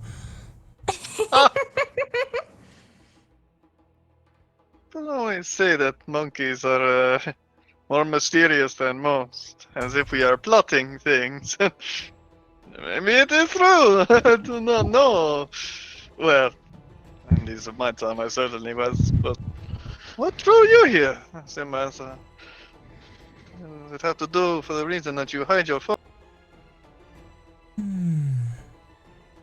I have plenty of secrets to mark on, but I have to admit, that which I draw my power on has a bit of a special connection to Mala. I'm sort of looking around for Iloros? Yeah, she's watching it the whole time. She just kind of smiles as you say that. What of the lesser-known gods? The pair connected to Mala. Do you have them here as well? I say now as my serpents seem to sort of just take more and more interest looking at her and looking at a little bit looking at Tamar as well. Malar is a beast of many secrets. He hides his intentions, his acts, all shrouded in shadow. But there is one truth to Malar that all know. That his eyes are bright and silver. As he walks over to the room and sort of like very carefully like puts her claws against one of the tiles. And you can see her get into the ceiling and pushes it up on one of these many blocks. And as it does push up, you can hear the soft click, and she turns it in her hand as if she pushed it beyond the actual layer of tiles and went behind them. And you hear the same strange clicking sound as it begin to turn and turn and turn until you can see some of the tiles actually have a soft like sliver, a line of what looks to be silver light coming from it, until they all align and change themselves into the shape of a great silver circle in the sky. And now this sort of dark, featureless room shines. And all the small markings you guys couldn't make out before, the strange linings along them, now shine brilliantly as if reflecting the light. And you can see clearly on the walls, there is one chamber that twists and turns, not easily perceptible in this place until you have these lights on. And the walls seem to be carved into long, cylindrical, and winding shapes. I believe you will find her there. Her? Who is that?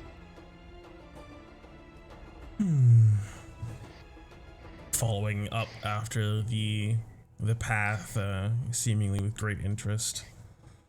Purse Walking- bounces behind Samantha. It's exciting. It's new. Walking inside, sort of, it takes a to and fro. You'd have to turn left and face a wall, turn right, face another wall. It's almost like this thing is that this pathway, although made of rectangular shapes as hallways usually are, is designed to sort of wind and curl. And as you get closer, the silver linings on the wall begin to fade as the light cannot travel that far. But in replacement, you can hear a sound. At least Luna and Persephone, with your especially sharp hearing, can hear this sort of soft mumbling from within the depths of this dark chamber. Fortunately, all of you can see in the dark, so it's quite easy to make out some details inside, although they are all shined in gray light. You can hear the muttering of what sounds to be a low-toned prayer. As from the depths inside, you can just hear the soft voice. Rise again. Find your power and your voice. You are not gone. We remain faithful with you. As entering inside, you can see a small chamber. It looks to be, it would have maybe have been filled with treasures. You can see discs would look like incense would burn, but none burns from within, except for maybe a small trail of smoke. You can see places like vases where treasures would be stored, but they're empty, now cracked and torn. And at the center of the small chamber, only about, I would say, I don't know, maybe about 20 foot by 20 foot, comparably small to the rest of this place, you see it looks to be a great statue, about your height, maybe 5.5, close to 6 feet, made of stone, of an individual, hands outspread, almost welcoming, but her fingers seem to be curled as if grasping something unseen. She is a woman, clad in what looks to be soft silks that run along her shoulders and down her body. Very beautiful, even from the slight details you can make out from your vision and the, well, what should be wear and tear of the stone. The distinct thing that stands about her, almost a strange familiarity, is this woman who stands before you in this statuesque form has hair that falls from her head in winding tendril. But not all of it falls.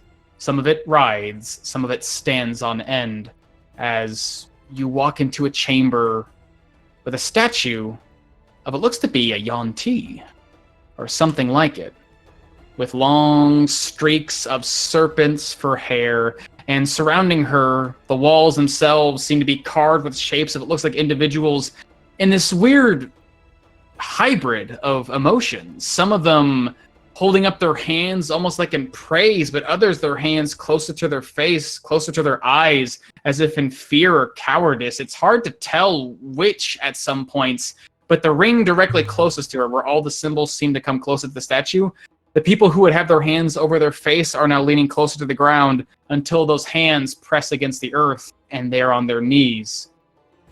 As you guys find yourself in the middle of this room, and you're not alone. Kneeling before what looks to be this statue is an individual clad in similarly balanced looking cloak. It looks like a symbol of what looks to be that same scale between the shoulder blades is there, but it has been worn and torn, almost intentionally so. Individual with looks to be a long flowing streak of hair braided into one thick long chunk of hair down his back. As he kneels before the statue, hands clasped together. It looks like this strange, almost prayer form. I'm gonna move my mic so I can show you. As it looks like his hands are like up and over each other, almost like mouths, sort of consuming one another, holding together in the strange prayer form. And as you guys enter, your steps echoing down the hallway, his prayer seems to stop. And this individual turns his head to face you. And from the edges of his face, at this closeness, you can see his skin seems to be peeled and cracked ever so slightly, and he gazes at you guys with a pair of what looks to be golden eyes. Someone at this distance you might recognize as being Yuan-Ti. And he looks to you with just a slight widening of his eyes, almost in surprise, as he sits himself up. Pardon me. As he would just try to slip past you all. Hold on. Hey God, is really big light bulb in my head. Is this the guy that showed up at the Monarch Festival? You know, yeah, that looks It's been quite some time since that long festival, since that sword fight in which your friends Clyde and Gregory had participated, along with Luna, had participated in their fight against some of the other townsfolk, and it seemed like there were others involved. One of them being this sort of shady individual who seemed to skate along the dirt itself. But now it's been months since you've seen this guy, but that look in his eye, that strange, almost alien expression, it's Months. It's been like a year. You people in your memory. Months. I cherish that festival, Brendan. Cherish it. I've been looking for this dude.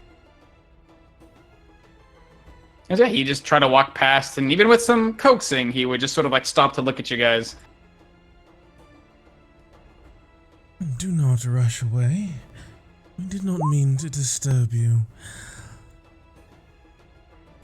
As he turns his eye towards you, Samantha, and kind of looks you up and down. Your appearance. So, It is unmistakably like hers. What is your name? Samantha. Samantha Deus. Extending out a hand pleasantly. You can see, like, as you smile and extend your hand, he just kind of looks down at your hand and up to you, sort of, his head sort of tilts back a bit, almost recoils. I am Israel.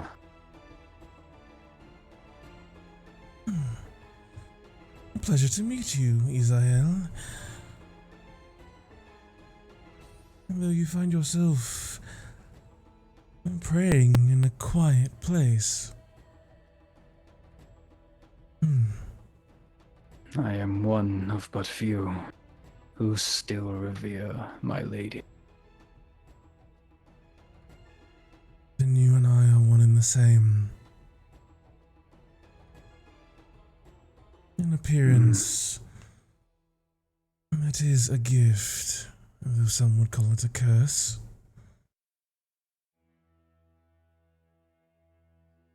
A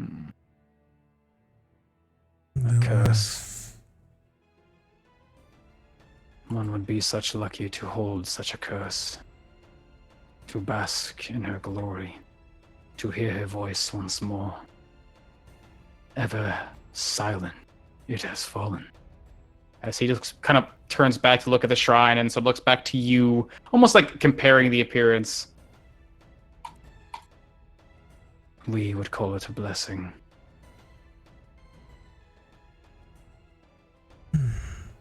As do I.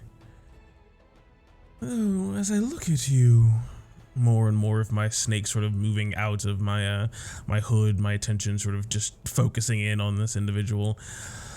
I cannot help but think I know you from somewhere, but I can't quite place it. Have we met before? I have met many of our kind, but none who look to others with a smile and a handshake, with meaning, with honesty. I have never seen someone of your kind. As he looks over the rest of the group, looks over it to you, Luna, and then Persephone. Though I have seen many faces, perhaps we have crossed paths. Though perhaps my face was a bit different then. So I use an action to cast Disguise Self and put my disguise over my face, calling upon my mask.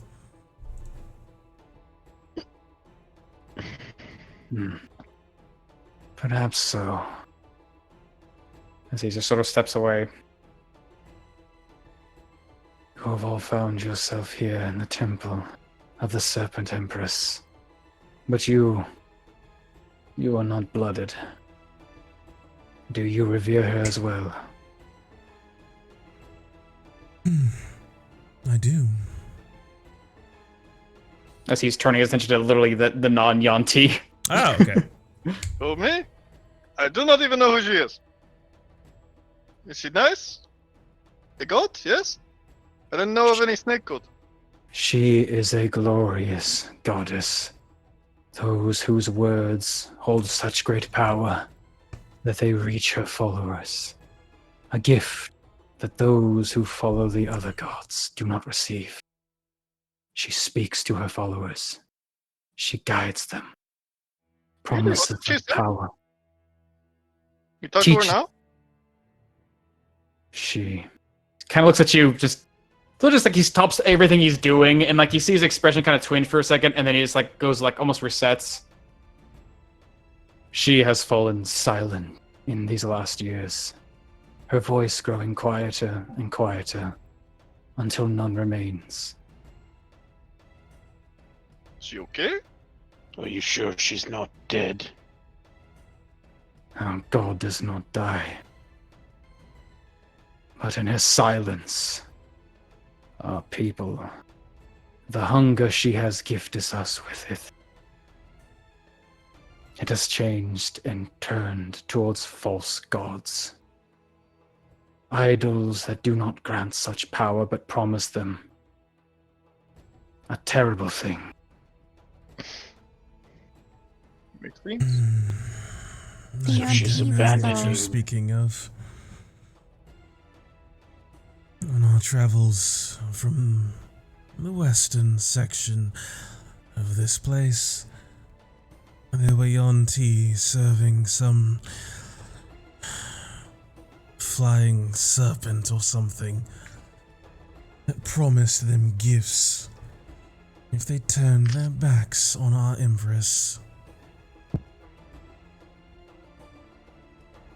I had been meaning to speak with them at some point. They are fanatics. They are fools. They've abandoned their creed due to hunger, due to satisfaction. The Empress made us empty. We are devoid so we may take, and always take endlessly. That is what we are for. And a God that gives promises, that feeds them, to satisfy them. Disgusting. So he spits on the ground. A living god they call this thing. This winged serpent. I would sooner find this living god and eat him myself. You are intense. A useful intensity, perhaps.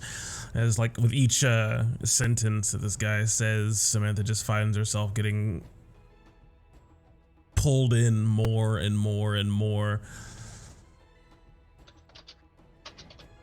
By the way, Samantha, I believe the reason that you recognize him is because he fought in the that one festival thing that we had a long time ago in Oakwell.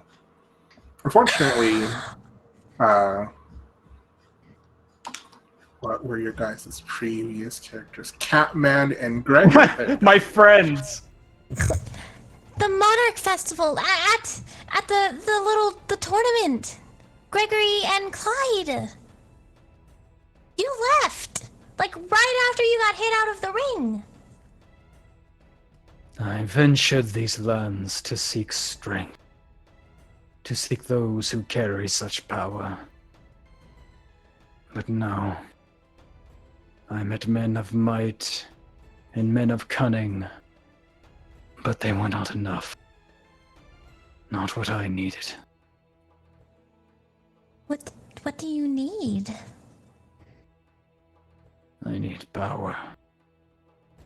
To cut down those non-believers, strip them of their false ideals, and bring back the voice of my goddess.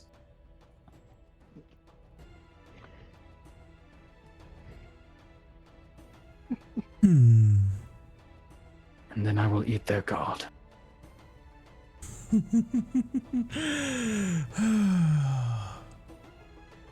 Have you found strength since the Monarch Festival?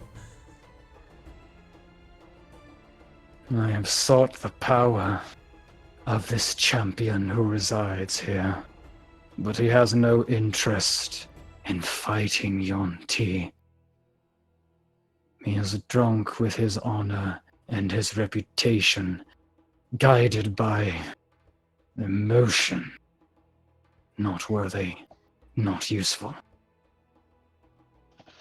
We are slated to confront this pharaoh they speak of. An ancient and mighty serpent of the White Sea. It has its merits, I suppose. But if you have an interest in removing those worshippers of those false idols, perhaps our interests align then. Perhaps you can prove useful to me. We have killed a dragon. I Samantha serve none. Days of the Valiant Vanguard. Perhaps you've heard of it. I serve none but my lady. But if you wish to fight in that foolish arena, my eyes will be watching. I will keep my focus on your movements and your actions. If I deem you unworthy, then I shall never see you again. I do not have time to waste on glory-seeking adventurers.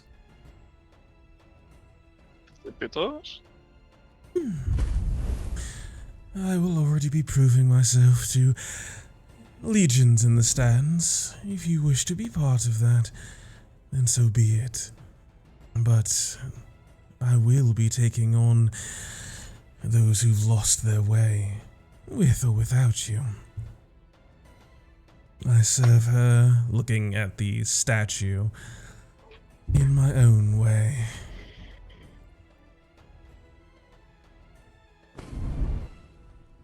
Very well. It does bring... You seem like he's like trying to find the word. His eyes kind of like furrowing, his brow kind of twitching. It brings me Joy.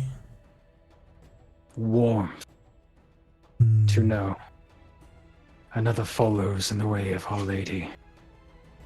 Those who have not turned their back to false idols have since lost the connection. Many of our kind do no longer revere her. They do not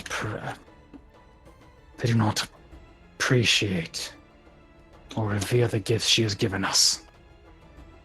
They do not revere the hollow.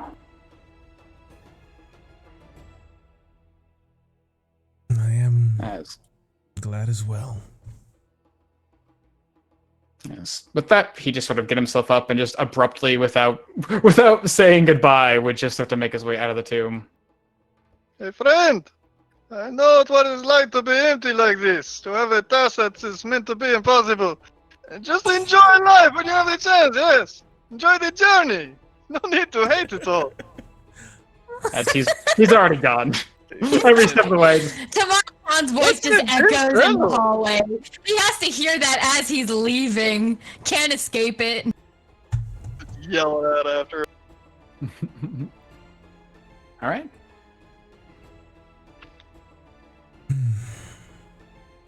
Are we done? Well, this is her.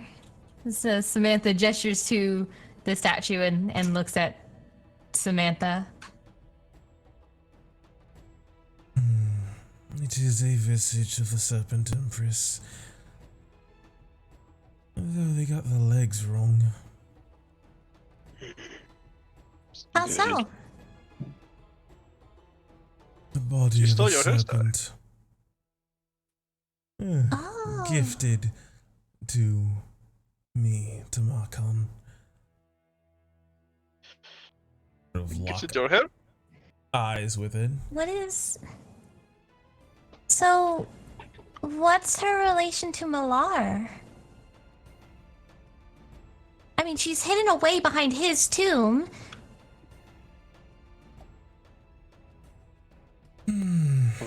She must serve him then. A mistress, perhaps. Oh. Definitely not. What than a child? I guess a daughter would be an apt description. A creation. Vestige of his own hunger, desire to take things for himself. And concentrated into, well, its own vestige. Though there should be another. I wonder if she's here as well. Another? If this would be a daughter, a sister, then an aspect of, one might call it playful double-crossing, though the more soft-skinned may refer to it as betrayal. Lolth. Sort of turning away from this empty and,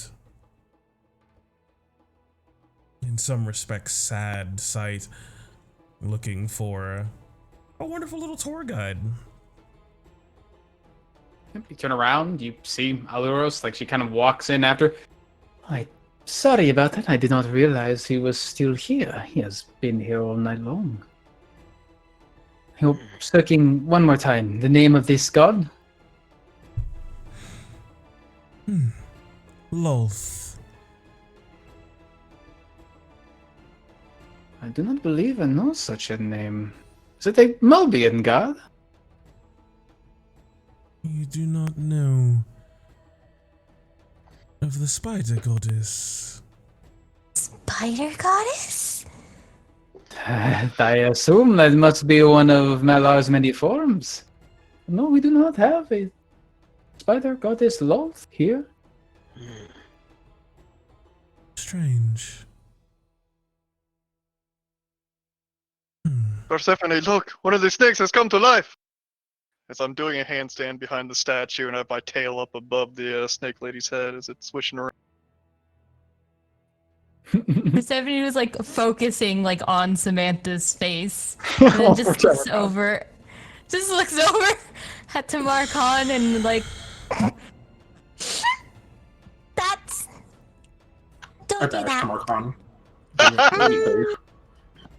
You should show some respect, even though it's an ugly vestige. I'm not joking.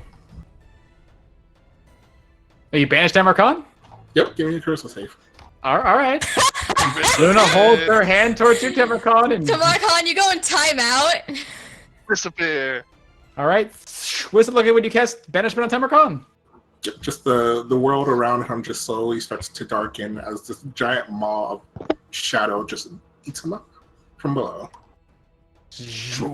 As he gets sucked This down. does not look good! As a Tamarcon, you vanish from Alright, sight. let's leave before he comes back. Give him What? a bit No, of we confusion. can't. What? We can't leave him Do wherever. that, he'll You don't just leave cause him in this chaos place. in the ziggurat. Indeed. What But did I you do thank to you. that man? Did you kill him? No. I wouldn't kill him. He's my friend. Did you exorcise him? No, I just sent him to. I sent him somewhere that he can't do stupid shit for about a minute. He'll be back. Alrighty. I appreciate you doing that, Luna. I was on the verge of doing something far worse. That's mostly why I did it. As I sort of position myself to sort of stand parallel to where he should come back. Well, if you excuse me, I have a person to see, but first I must stop a tear. I'll probably drop it before that minute, mostly because he did tell me that he's from a different plane, so I'm like, I don't know how that would work, so I'm gonna make sure he Yeah. Alright. Yeah. I was waiting for running that. a timer! Yeah. I had the timer running! You had 20 more seconds! Oh Yep. I was like, are you Oh. okay? Fake popping Funny sound. thing, guys, I thought I was gonna go home, but looks like we have to go pick up Tamar Khan from his house. Can Tamar come out and play? I completely forgot about that. Oh my god. As after just Fake barely as the popping magic sound. begins to push Tamarkan, you feel this strange sensation, and it's almost like unaware, like almost like you're like cradled in a womb or something, but like you feel like your placement in reality is shifting slower and slower away. Where you can hear almost the sound of cackling animals and creaking tree branches before suddenly the magic gives way and this sort of shadow appears and opens up like a bunch of tendrils, and suddenly you're thrust back behind the statue, exactly where you were. Ah! No! What the world is that? You just feel like The a snake! hand It must have done it! It's like, grab my tail. just sort of reach down and just grab at the back of your neck. Come here. We're leaving. The antics of the Valiant Fool. Vanguard, to be sure. Did I just pass out for a second? No, Luna Maybe put you Luna my in head. saved your a life. shadow puddle. Interesting. If you are going to continue such antics here, I would advise to do so outside of these very sacred religious grounds. Sorry That about man needs to that. lighten up, and the girls need to lighten up, I think. It's not serious. Very well. I will leave. I've had enough of this place. There's a very handsome man over there on the wall, though. You're talking about the monkey. Good. Okay. It seems like some of you are making their way out. Quilbor has sort of already stepped out, leaving the antics behind. What are the rest of y'all doing? So remember our conversation last night at the dinner? Oh, yes, of course. I would like to begin if now is a good time. Oh, certainly. I have everything I need at the furthest, lowest chamber of this ziggurat. Would others like to come and learn the occult ways and communing with spirits? Oh, that sounds really interesting. But I was going to check out the elfin market if anyone else wanted to join me. So I look to the remaining others, Samantha and Swift Hollow. What, like dead things? I was going to head there momentarily. Dead Something things else I wanted usually to check stink. out in the city, but it was in the same direction. I'm making my way to the noble district. I have, glad handing and the like to do, people to meet, etc., etc.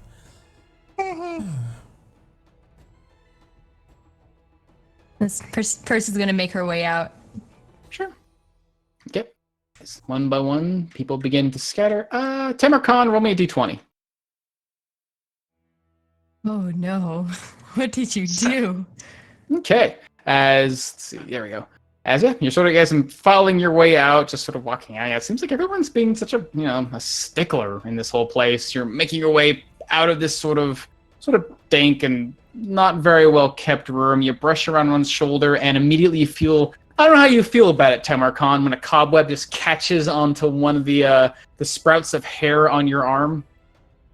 It's like comfortable, just feel like something snags for a second, and then there's this mat of webbing on your arm, and you just sort of brush it off. Oh, goodness. You should really clean this place. And you sort of rub it. It is dark. You rub and brush it off. The last thing you feel is this tiny little tickle running along your finger as you look down, and there's just this tiny little spider that sort of jumps off and slides down a little sliver of silk and then sort of just vanishes. Look at you. Goodbye. Have a good life. Maybe he's having fun. Okay. As everyone begins to scatter, Luna. Iluros would take you to the farthest depths of the ziggurat, back down to where this chamber of all these mummified-looking, resting individuals and the sarcophagus around them resides.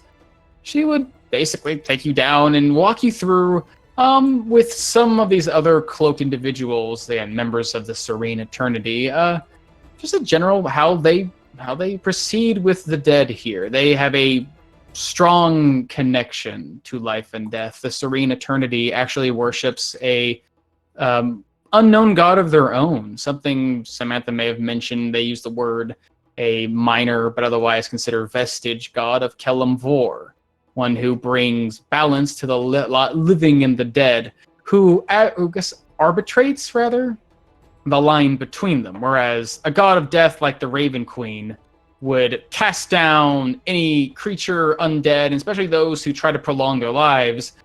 Kelemvor finds balance in between the two of them, both the Raven Queen and the life-giving properties that would preach, survival and fertility with Avandra. Kelemvor is said balance, and the Serene Eternity seeks to maintain that balance. Let's see. Nice. So they sort of walk you through what they do when an individual's life passes away and they're considered worthy of the ziggurat. Their body is taken to the lowest chambers, wrapped in what looks to be silk magically touched by the eternal or the Serene Eternity. And when doing so, when these bodies are wrapped in these linens, dipped in soft and apparently warm to the touch oils, they are kept preserved with some divine magic. Beyond that, they show you that, and there are the steps. There are old individuals, those former wizard kings, their bodies since discarded after becoming one with the armor. And others just generals and the like when time comes that they need to seek wisdom. They would use their magic to conjure forth an animated spirit, a sort of echo of their former life, and commune with the dead down here, able to draw upon wisdom from long times past as long as such things were friendly to them. And beyond that, all these things are kind of all escape you. They don't really seem like something you could really grasp. Their magic comes from praying to gods and faith. But they do mention one other alternative. When the bodies cannot be preserved, when those they wish to contact are long since gone, there is a way to speak with the dead. A way that doesn't just come from divinity and connection to gods, but an understanding, a natural magic that comes from the caster. Even a bit of daringness that requires courage of both the spirit and the mind to attempt. There is magic that she, as the head of the Serene Eternity, understands and possesses. Magic that allows her voice and her mind to reach beyond the veil of life and death. Even beyond the veil in general that separates the worlds, speaking to entities long since dead or long since removed from the world. Although doing so is quite a challenging task. She is willing to help teach you this magic if you wish to learn it, but the best she could do in a short amount of time would be to offer you some of her own writing she's made on it, a scroll, to contact another plane. Well, how much time would it take to teach me? I could always catch up to my friends after they plan on leaving anyways. Sure. It would take her about, after discerning some of your own magical potential, it would probably take you about, let's see, nice. Take you, hold on. I had this here. Where is it? There he is. Come on. I had the math here. Gotta do it backwards now. Backwards math. Ooh, yeah. With her teaching you, it would take about a month's time with your great magical potential. She'd be able to teach you how to perform the actual ritual itself that lets you breach the veil with your mind and voice. Quite a challenging task. Otherwise, if granted the materials and if she were to give you her writings to study, it might take a little longer. From what I recall, what was the whole round trip supposed to take? Like For the 58 group, days. So, almost 2 months. Damn. Seems like you guys wanted to go from here up to Darunga, all the way up to Skyreach, and then from there to Crossway, and while some of you would scatter off other places, you would eventually go back to Oakwell. You're doing a lot of on-land traveling. So yeah, I'll tell her that I can stay for that month. And I'll also later relate to the group that I also just kind of run the opposite direction and meet up in the middle somewhere. Okay. Sure. Yeah, she'd be willing to teach you then. Yeah, it would take a month, but it would be spending time here at the ziggurat with some of the serene eternity. Basically, just spending time understanding how to project your thoughts in your mind. You're basically part of your consciousness beyond space and time itself. And besides that, sounds like you wanted to learn something from them beyond just how they contact spirits. What did you want to? I also wanted to learn how, if there's like a proper way to help spirits move on, or if I could guide them to a specific place instead of obscurity like the Shadowfell. Sure. There are many ways to help the spirits of the past move on from their connections to this world, Luna. The hardest at times is to bring closure to lost spirits. All formless things, alive or dead, have connections to the physical. Ghosts, as you may have heard or found, often have an event or a place, a haunting ground, one might call them. They are bound to it for whatever reason. To bring closure to that reason, be it through speaking with the spirit, to completing an unfinished task, or even as simple as cleaning and bringing divinity to desecrated grounds, is enough to free them. At times, though, there are moments where such spirits cannot simply be persuaded. They are lost, misguided, and dangerous. I'm assuming you have fought such things before. Some adventurers in this world have had to turn blade against the soul of a lost creature, and they have found such a thing disapparating once they've struck it true. The truth is, the soul does not die. A spirit cannot be killed, they simply disappear for time. It takes quite some time for spirits to reform. Exactly how long is never truly certain. But to do so, it can bring peace to certain spirits. Those of raging anger and fear may experience peace for but a moment, and that peace may allow them to move on once they come back together. Others, unfortunately, may need more mending, the ways of magic to get them to move on. Whether you are purifying those touched by darkness or necromancy, or simply forcing a creature who refuses to leave back to its own world. Magics that can do such things are quite potent at forcing creatures to move on. I know of some myself, but it comes from the power of the balance of Kelemvor. What? If I truly understand the magic you used against your fun little friend back in the ziggurat, such magic may allow a lost soul to return to where it should be.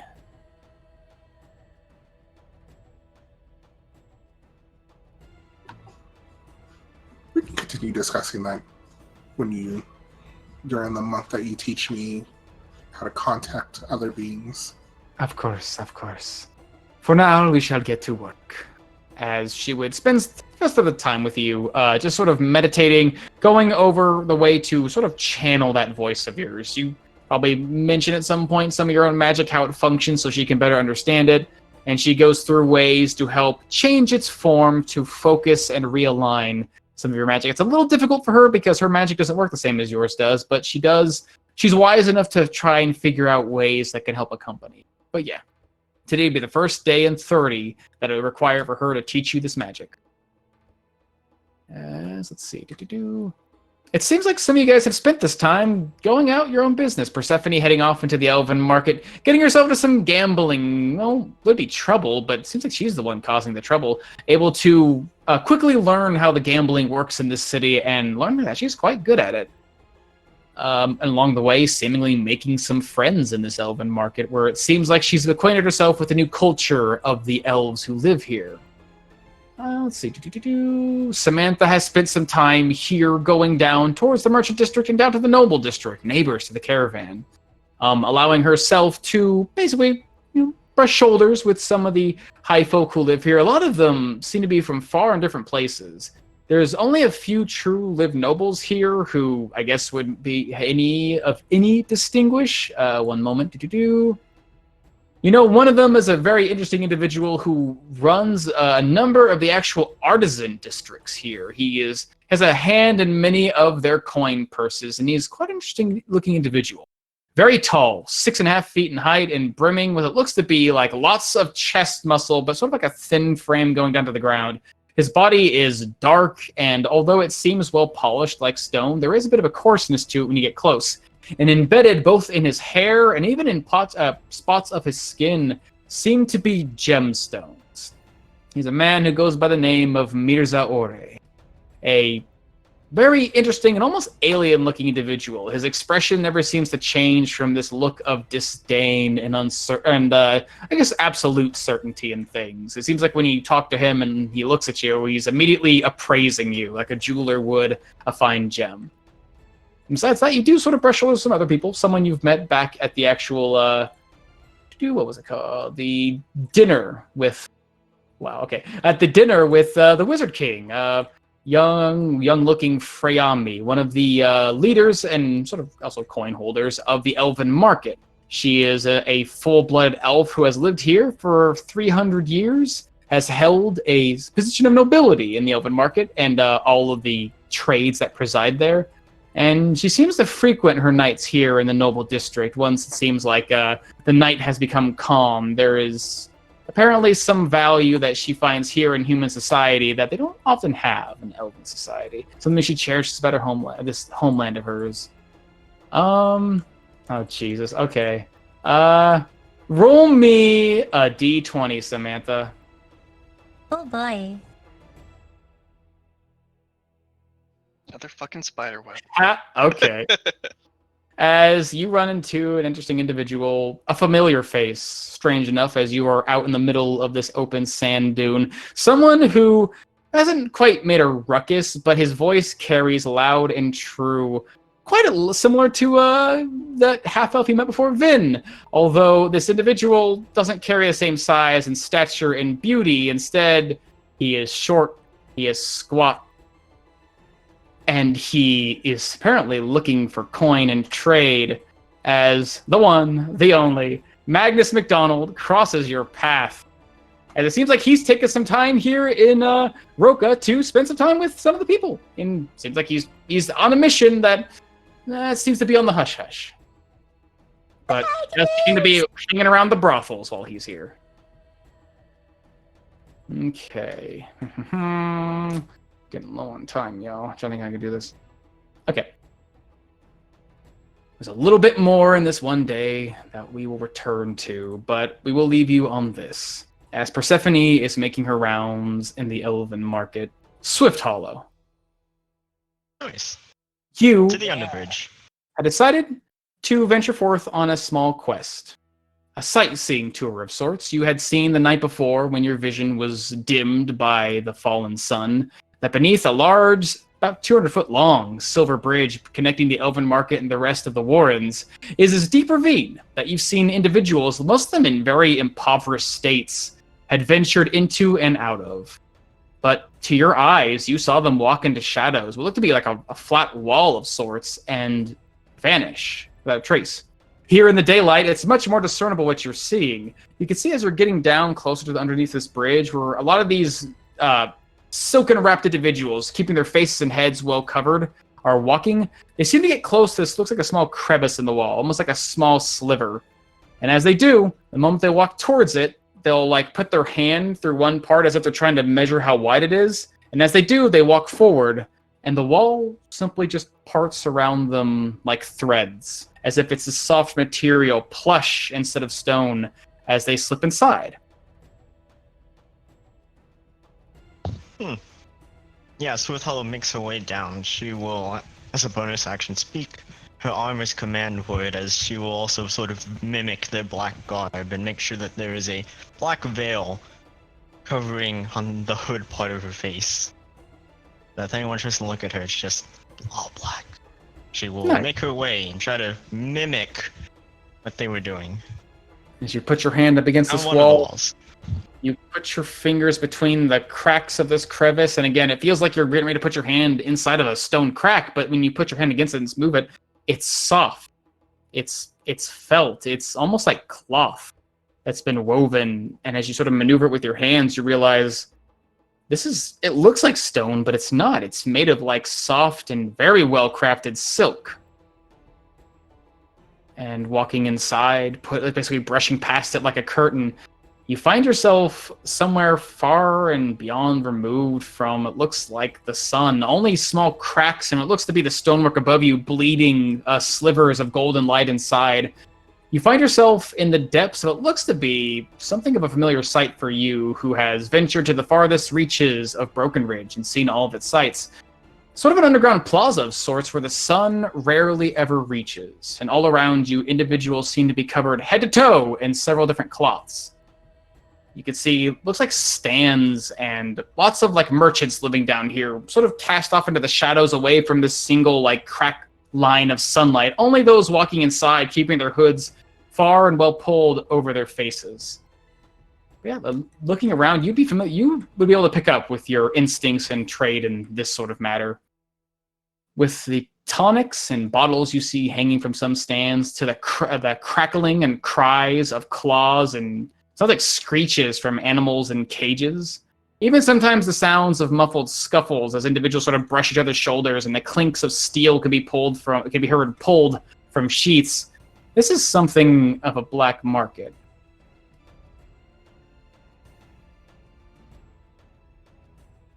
Cutthroats and thieves. Seems like place. Certainly interesting. Are you looking for anything particular here, or are you just sort of browsing, or what are we doing?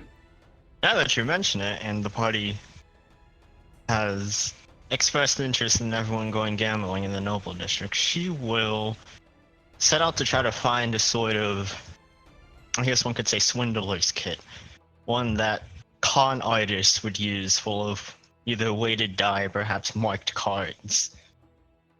Something that could, in Swift Hollow, in mediocre hands, would be a crutch, but with Swift Hollow's, I guess one could say, insane sleight of hand, perhaps she could pull off some very, very impossible tricks. Nice. Roll me a straight, let's see, I'd say either straight int or straight charisma, as you're going to be either trying to search around or sort of intuit where these things would be, or you're trying to just sort of peruse and use your normal wiles to try and find where these things are. Nice. Okay. Let's go then. One part because it's my higher modifier, but also Swithell is not particularly the kind of talker. Mm-hmm. She doesn't want to bring attention to herself, so she'll try to figure it out where she would try to at least acquire something like that. Go. 16. Oh, nice. Yeah, with your experience in such things, you kind of know where to look. You walk past one stand, you can see an individual, looks like he has several bottles of what looks to be bubbling liquids, all of them smelling quite foul and deadly. You walk past another, you can see cages of what look to be small, like decrepit-looking birds and bats, and even some of them looking like some strange, twisted, barbed-covered creatures, almost like a little humanoid covered in spikes kept inside of a cage, being sold and bartered like pets. So eventually you do find what looks to be more of a simpler stand in this area, where an individual sort of looks like he's been resting. He hasn't seen quite much business, and when you approach, he sort of lifts his head and gives it a quick shake, as you see an individual wearing a mask on his face, that basically a head wrap over him, but there is something distinguishable about him. You can see this individual, as he looks up, has sharp pointed ears, distinguished of an elf, but his skin is slate gray and his eyes look bloodshot, although you realize with a couple of blinks, a slight glow in this dim light gives way that he has staring at you with a pair of crimson eyes. Do I know anything of that? You certainly would. Actually, where are you from? Actually, hold on. Roll me a history check. I know that. No, I'm not proficient in that. Yeet. Okay. You would know enough, just enough, of elven history to know, just as the humans have their sort of monstrosities among their race, they have the Yuan-ti, people who had been poisoned and twisted. The elves, much longer before, also had such a similar thing. They had a brotherhood of theirs, and more so a sisterhood than anything, but a part of their own lives that had been taken and twisted by some foul demon. A demon who had stripped them of their glory, the starlight that makes all elves shine gloriously in the day and make them beautiful. Instead, it took that light away, and whenever that light were to reach them, it burns their skin like fire. They are known as the boogeymen of the elven society, long since lost, but now here you are, standing before one. And now that you look around, Totalo, you can see with your sharp, perceptive eyes, more slate gray skin and crimson beads peeking out from the edges of hoods. This place and this person before you, they are drow. They are dark elves. As this individual turns its head to you and just gives you sort of a side eye and questions what you're looking for. Swift Hollow starts to speak in Thieves' Cant, as she doesn't know Undercommon. What's your Thieves' Cant like? Oh boy! So, Swift Hollow's Thieves' Cant is actually more... from her journal, she bases her journal off of Thieves' Cant, but hers is more simplified. Swift Hollow likes taking the objects or things that are valuable to her and personifying them, which is things like the party members or precious gems or jewels that she wants, and she just personifies them into something better, something that makes more sense but speaks in plain terms, while things that are dangerous to her are more like swords or sharp objects. So Swift Hollow and Thieves' Cant, for example, wanted to brag about getting a massive heist, but it's heavily guarded and she couldn't possibly do it by herself. She would perhaps talk in Thieves' Cant that she saw a lovely, pleasant songbird, and it was trapped, but unfortunately there was so much broken glass and all sorts of deadly and evil looking words that she couldn't even free it. Something like that. Hers is more of it's less science and more improvisation for her. I see. A lot more inferring what that means. Mm-hmm. I like it. Which is why it takes 5 minutes. Yeah, as you're spending more time. As you're spending your time sort of regaling. Speak obtusely. As you're speaking, yes, in this very poetic but still subjectively obtuse manner, this individual kind of looks you up and down, and after a few more moments, his brow kind of raises, and it seems like there's a moment of recognition. As what exactly are you asking for in your beautiful language? Swifthull would talk about how she is new to the town, as she is a northern sort of hunter looking to gain some tools in order to hunt some bigger game down here. And she would basically speak, I guess in play terms, is looking to have some sort of swindler's kit or something to help her cheat at cards. Nice. She will be in the Noble District and is trying to take on the High Leagues. And that's how she would introduce herself. Just the hunter who is tired of the small game up north and wanting to make it big. Hunting something big down here in the big city. Golden I like City. that. That's really cool. As after spending about 5 minutes relaying this individual, you can see he kind of looks you up and down, and then after sort of recognizing just what exactly you're after, he would begin to sort of regale in his own way his own form of speech, where he's simply talking, explaining that he can't really understand what you're saying. Your words are beautiful and long, but they don't have any purpose. But as you're watching him talk, hearing him talk, you can see his hands sort of like moving in these slight gestures that you've seen up in Broken Ridge. So like these like slight hand signals that sort of like he's motioning down towards his table. Every so often, like a movement that goes up and down, like might eventually lead your eye down towards the table where he'll start putting objects on in the middle of his conversation. You realize, oh, he's actually trying to sell you these things. He pulls out what looks to be a set of dice that, as they put them down, they almost seem like they're filled with liquid because this color and shape seems to be constantly shifting on top of them until you realize the dots on one end would eventually fade from sight and then change to another one, almost like they're changing sides without the dice actually moving themselves, as if magic. Another one pulling out, it looks like a small deck of cards you've seen some of these before in the Noble District. They're elven-made cards. They have pictures on them that move and are animated in very excitable ways. A king on their playing card would wave at you or smile or stamp his rod triumphantly if you won a hand or something. But these ones are slightly different. As he turns them over, they'll sort of move on their own, but then just like the dice, they'll sort of shift and fade in appearance and become another card. Just sort of changing face. He would offer you at least a couple of these things if this is what you're looking for. The dice would go for 300 gold pieces, and the playing card deck would go for 500. Oh, but certainly you would know what I'm talking about. So let me give you a sample of the hunts I've had, as she reaches into her backpack and pulls out her black box, teeming with all the gold inside of it. Oh. From the Dragon Slayer. Oh, yeah. She sort of lifts it up, as she sort of opens it, cracks it open slightly, and it about estimates what... How much were the cards again? Because the die were 300 and the cards were... 500. Yeah, so about estimating what 800 coins would look like, since she sort of like dumped them in very quickly with her own sort of plus 13 to sleight of hand. Just I figured sending them out. Yeah, not just alright, bang. All of my money. All of my Gotcha. money.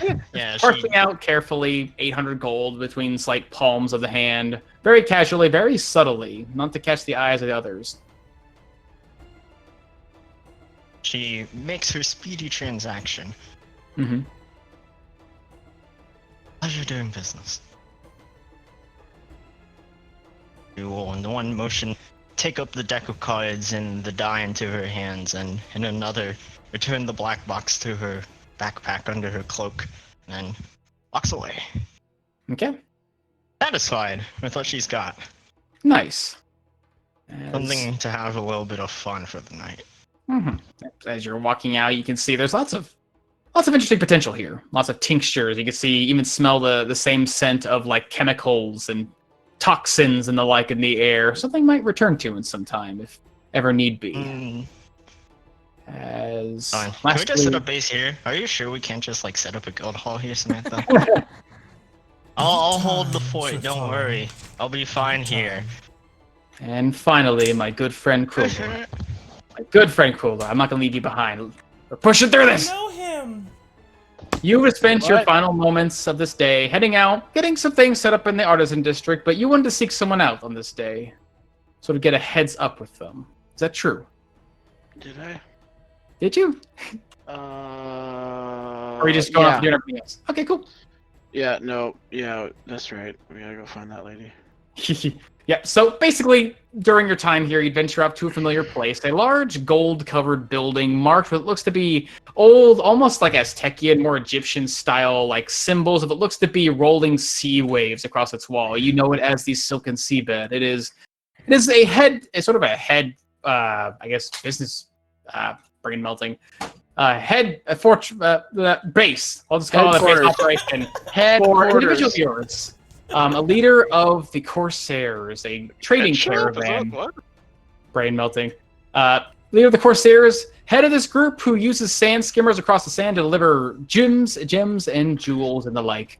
As you will find inside, walking through these open halls, welcomed by a pair of women in very scantily clad clothing into a room filled with rolling water, like a great pool filled in this room. And beyond that, doors open, revealing a room filled with pillows and billowing with hookah smoke. As inside, you would find a good friend, a very close friend, an individual of a similar appearance to one of your friends. Although, one great distinction. Her skin is covered head to toe in white, snow-white scales. Her face always perpetually carved into a gentle smile, as if just simply born and shaped that way. And from her hair, kept in this nice tie with what looks to be both a pair of earrings holding scales and a great golden sunburst holding her hair in place, sort of pulled and coiled around the edge of this sunburst is a single serpent that just seems to have been woven from her hair itself. As you see the familiar face of your friend. Where are you at? There you're at. Nuso Hinta, who greets you with a sudden smile and a glimmer to what looks like golden eyes. As she would approach you, arms simply wide, walking towards you, her hands held to basically take yours and hers. Indeed, and as we grab each other's hands, I bring them up and I touch her on the cheeks as our foreheads just touch in a moment of silence. As I just kind of, glance back and go, it's very agreeable to see you. Word had spread that you had returned to this city. I thought you may have forgotten about me in your long-lived age. No one can forget you.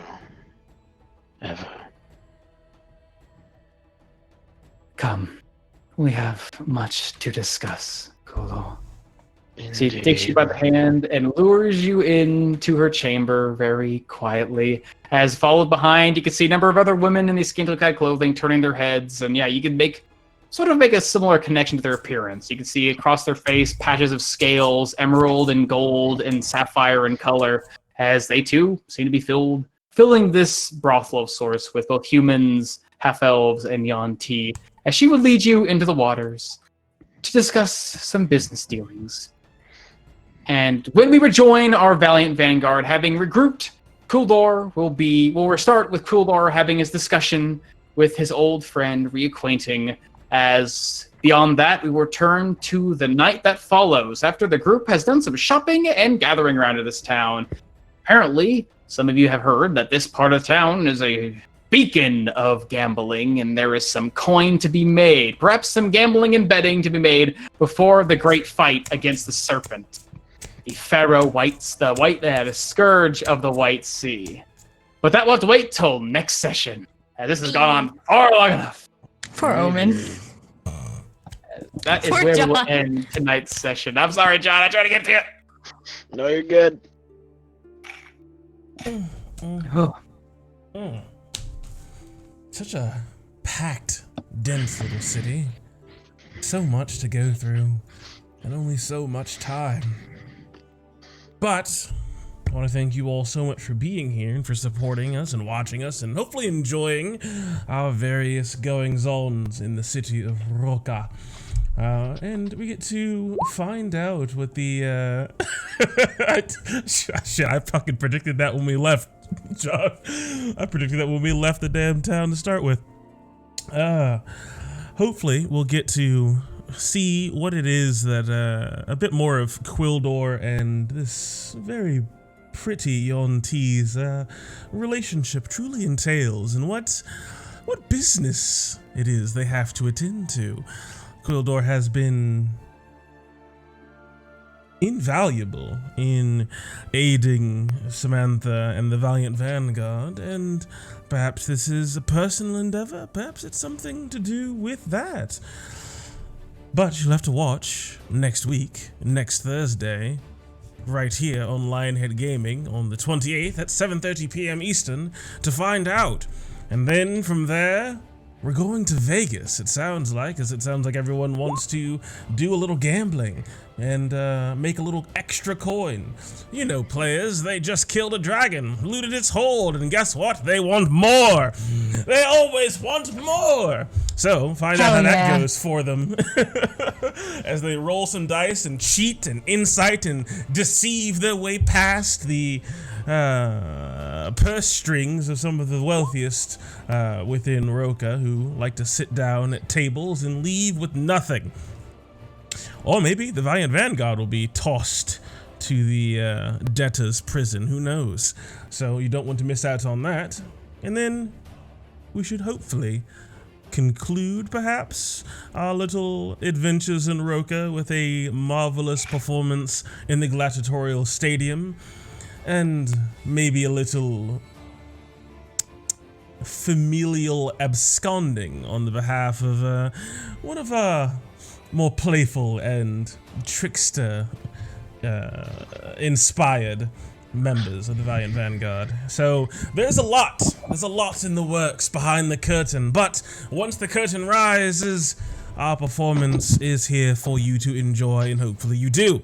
I want to give a big shout out to How I Nerd for the wonderful host earlier in the stream. And I want to thank you all so much for following Suicide Squatty and Gamer Mom Luna, Know Your Role Podcast, Yachts Twitch, How I Nerd, Cairo Core. I want to thank you all so much for following. I want to thank Johnny Thunder for the excellent support in bits. It goes a long way, bud. I appreciate you. And I do want to remind you that we have many a game here on Lionhead Gaming. In just a few days, we return to Heroes of Thylia. We return to our epic, mythic fantasy, Greek-inspired game as our Oracle's Chosen need to now go with Vulcan to meet with one old dwarf, Prometheus Brightstone, one of the last remaining members, or last remaining original members of the Brightstone clan, who may have some information pertinent to their old citadel, the Mithril Mines, and what may be waiting for them within. And maybe even a side quest or two, who knows? So be sure to tune in this Sunday at 5 p.m. Eastern to catch that from the beginning, or you can of course listen to the podcast recordings on anchor.fm/lionheadgaming. And then we must find our boy. Where is he? Where? Guys! As we'll be coming back. We'll be coming back this upcoming Tuesday, 7:30 p.m. Eastern, for more Kingdoms of the South, as the Apex Alliance have found themselves in the Feywild, separated not only by distance but also by time, as we'll have to do a little catching up, I think, as it seems as though half the party has arrived in the Feywild 5 days ahead of the other half, and how that all plays out will be very interesting to see, so you do not want to miss it. And we can find out, hopefully, how to close the horrible portals, letting in strange, wild energy that changes and mutates animals, evolving them, perhaps even. We gotta put a stop to that. Maybe they can tell us how. Maybe they've seen little wee Gus who's gone missing. Maybe he's a sexy adventurer now. Who knows? Time works different here. So tune in this Tuesday, 7:30 p.m. Eastern, and find out the answers to those questions and many more right here on Lionhead Gaming. Arcane Spectacles, I want to give you a shout out as well. Thank you so much for following in these final moments. But with that, we are going to go host another wonderful member of our little streaming Twitch team on Twitch here, of the Storytellers Union. We're gonna go host Indigo Chameleon and thank them all so much for being a part of this whole rigmarole that is streaming D&D on Twitch. So with that, I bid you adieu. I want to thank you all so much for watching, and as always, may your dice roll 20s and you always make your saves. Ready, y'all? Toodles! Wash your hands. Don't Already touch put your that on face.